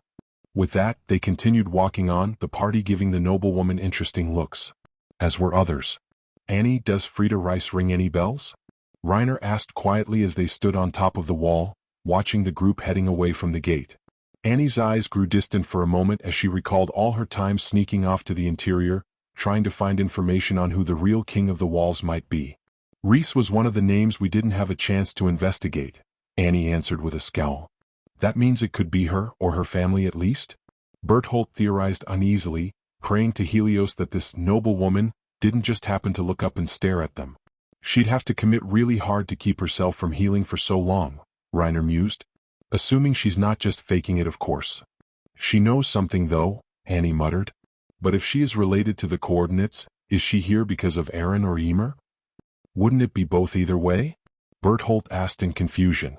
I mean, if she's here to deal with Ymir, or does she know what is really going on with Eren? Annie rephrased. If she's not the founder, we can still get information out of her. She's a noble, and despite being a cripple, she's beautiful, Reiner commented. If she goes missing in an area filled with soldiers in the middle of the night, people would assume some angry asshole stole her away. That's sick, but you're not wrong. That would be the simple thing to assume, Annie muttered. If she is the founder, she's what we're after. If she's not, we'll get information. If she doesn't have that, though, we'll still have to kill her, Reiner reminded grimly. We'll have to figure out what to do tonight. It's going to be my last chance to snoop around and try to find where they hide Ymir, Annie remarked before stiffening at the familiar sound of ODM wires and gas. Someone's coming. There you are, and you're the wrong brats, Levi remarked with a sigh as he landed on top of the wall. Captain Levi, they greeted with a salute. At ease. Have either of you seen a smaller, blonde cadet? Levi asked. Armin Arlert. Any guessed? No, the other one, Levi answered dismissively. We haven't seen Krista, sir, Reiner answered respectfully. But I was told she was brought into the group? Far as I know, Levi answered idly. But Hang wants to talk with her too. Something about her testimony on what the big bastard's tongue felt like. Sir, that sounds rather. Berthold started to point out but trailed off meaningfully. Trust me, it sounds worse when Hang says it, Levi remarked before scowling. What are you three doing up here? We were watching, whatever that was, sir, Annie answered. Just trying to figure out what's going on. Welcome to the fucking club, Levi said dryly. Meanwhile, Ymir was surprised when she heard her cell door opening. She was more surprised to see an angry Krista rushing inside. Krista? Ymir said in confusion as the blonde walked over to her and grabbed her by the shirt. Ha, I've had dreams like this, you angry me in chains. Shut up, Ymir. Krista yelled, slamming Ymir against the wall. Well, more like shoved her. Still, Ymir didn't resist, letting her arms hand to the side in chains and just looking down at Krista with a concerned look. Krista, what's going on? Why are you dash? Krista shoved her against the wall again. Shut up. Ymir heeded the order. Do you know anything about Eren? Krista asked pointedly. Ymir raised an eyebrow. Ymir. Krista snapped with gritted teeth. Well, can I talk now? Emer asked in annoyance. Damn it, just answer me. Did you know anything at all? Krista demanded. No. I can honestly say on that front I have held nothing back. I thought he was the Beast Titan, I doubt it now, but I have no idea what he might be or how he turned into it. Emer answered earnestly, staying into Krista's frustrated eyes. Krista grunted as she pushed herself off of Emer, making a loud noise of frustration as she ran her hands through her hair. Krista, come on, talk to me, Emer called out. Oh, that is rich coming from you. Krista shot back with a bitter laugh. Emer scowled. Okay, I deserve that, but come on, Krista. What's going on? 'Cause I'll admit you look good pissed off, but I'd like to know why at least. No, you don't get to sweet-talk me right now, Krista said angrily. Walls, damn it all, I am tired of this. Tired of what? Emer asked, growing frustrated herself. The fact that my entire life seems to be one lie or secret after another. Krista yelled, taking a deep breath. What did you find out? Emer asked gravely. Krista opened her mouth before snapping her head to Emer. What do you know? Krista asked pointedly. You said that like you know something I don't. Just, suspect. I swear I have no proof or anything, Emer explained. Krista sighed deeply. Can I tell her, or are you going to haul me out of here? Krista called loudly. Emer blinked and looked to the door, finding they were indeed not alone. You may tell her, Erwin answered stoically. Hang, leaning against the bars, smirking at Emer's surprised look. What, did you think Krista somehow stole the keys on her own just to yell at you? She looked mad enough to try it, Emer remarked honestly. Krista sighed deeply. I can understand trips. I'm sorry, repeat that? Emer requested in bewilderment. Understand him, like? Look, everyone else just hears growls and grunts, but I can hear his voice plain as day, Krista answered in mental exhaustion. I assumed everyone could at the time. What, you didn't think it was weird we couldn't hear him yelling anything back when we were fighting the Titans? Emer asked incredulously. I just guessed he figured out how to talk while I was unconscious. Krista answered in exasperation. So, you know nothing at all? No. That really doesn't make sense to me, Emer answered with a frown. Some of the shifters can speak in Titan form, I can even do it a little bit, but this is something else. I've never heard of something where only one or a few people understood a Titan while everyone else didn't. The 9 can't even understand each other like that. You can see why we thought it was a bit strange though, Erwin remarked calmly. She knows you, has a mysterious past, and just happens to be the only one that can understand him. Emer frowned, looking at Krista's rigid frame and emotionally spent expression. Krista, I'm sorry things have been going shit for you, and I admit I'm part of that. But there's nothing I have on this one, I swear. Then how does Dash? Krista bit her tongue in anger as she stopped herself, taking a deep breath. I'm just so tired of this. It's like I have secrets I don't even know about. She didn't see Emer frown at that, but Erwin did. If it makes you feel any better? I meant it, you make pissed look good, Emer offered bluntly. It was a testament to Krista's state of mind that she just exhaled, unable to return the remark in any way. I need some time to myself. Emer opened her mouth but slowly closed it as Krista left the cell, Hang going with her, but the commander remained. Eyebrows, Emer greeted in a defeated tone. I'm guessing some of Shrimpy's dogs are out there too? Just as a precaution, Erwin said before stepping into the cell. Emer tensed, watching the man warily as he stood a foot away from her bed, well away from where she could reach. Something you want to talk about, or you just like staring at young cadets? She asked flatly. Erwin didn't even acknowledge the insult. I don't suppose there is anything else you want to share, your trial being so soon? Emer scowled. He must have noticed something, she realized. Your food here tastes like actual horseshit, she commented, getting only a long, unyielding stare that prompted her to groan. Fine. Is there something you want to ask or fish for? Why are you here? Emer blinked. You claim not to be with those that attacked us. But you're obviously not trying to oppose them, Erwin reasoned. So why did you come here? Emer remained silent for a moment before looking away. There's nothing for me out there anymore. Anymore? Erwin pinpointed. Meaning there once was. Let's just say the others of the 9 have reason to not be fond of me, okay? Emer tried to evade with a sigh. Emer, Erwin said firmly. I can tell you are between difficult positions. I won't claim to understand, you refuse to share enough for me to try and sympathize with your point of view, Erwin said factually. But you claim to be willing to cooperate. If that is true, we need to understand your motives. Again, why did you come here? Emer took a deep breath. You remember how I mentioned that the power of each of the 9 passes on to another? Ymir asked rhetorically. I'm sure you're wondering just how that works. Erwin said nothing, letting her continue. There are 2 ways to do that. First is simple. If one of them dies, then a random one gets that Titan power, Ymir explained. So even if we kill you, another will just inherit it, Erwin remarked. Yeah, I know I'm probably giving you the incentive to lock me up in a hole one day for the rest of my life, Ymir answered flatly. Next up is method number 2. If a normal Titan happens to kill and eat one of the 9's human forms.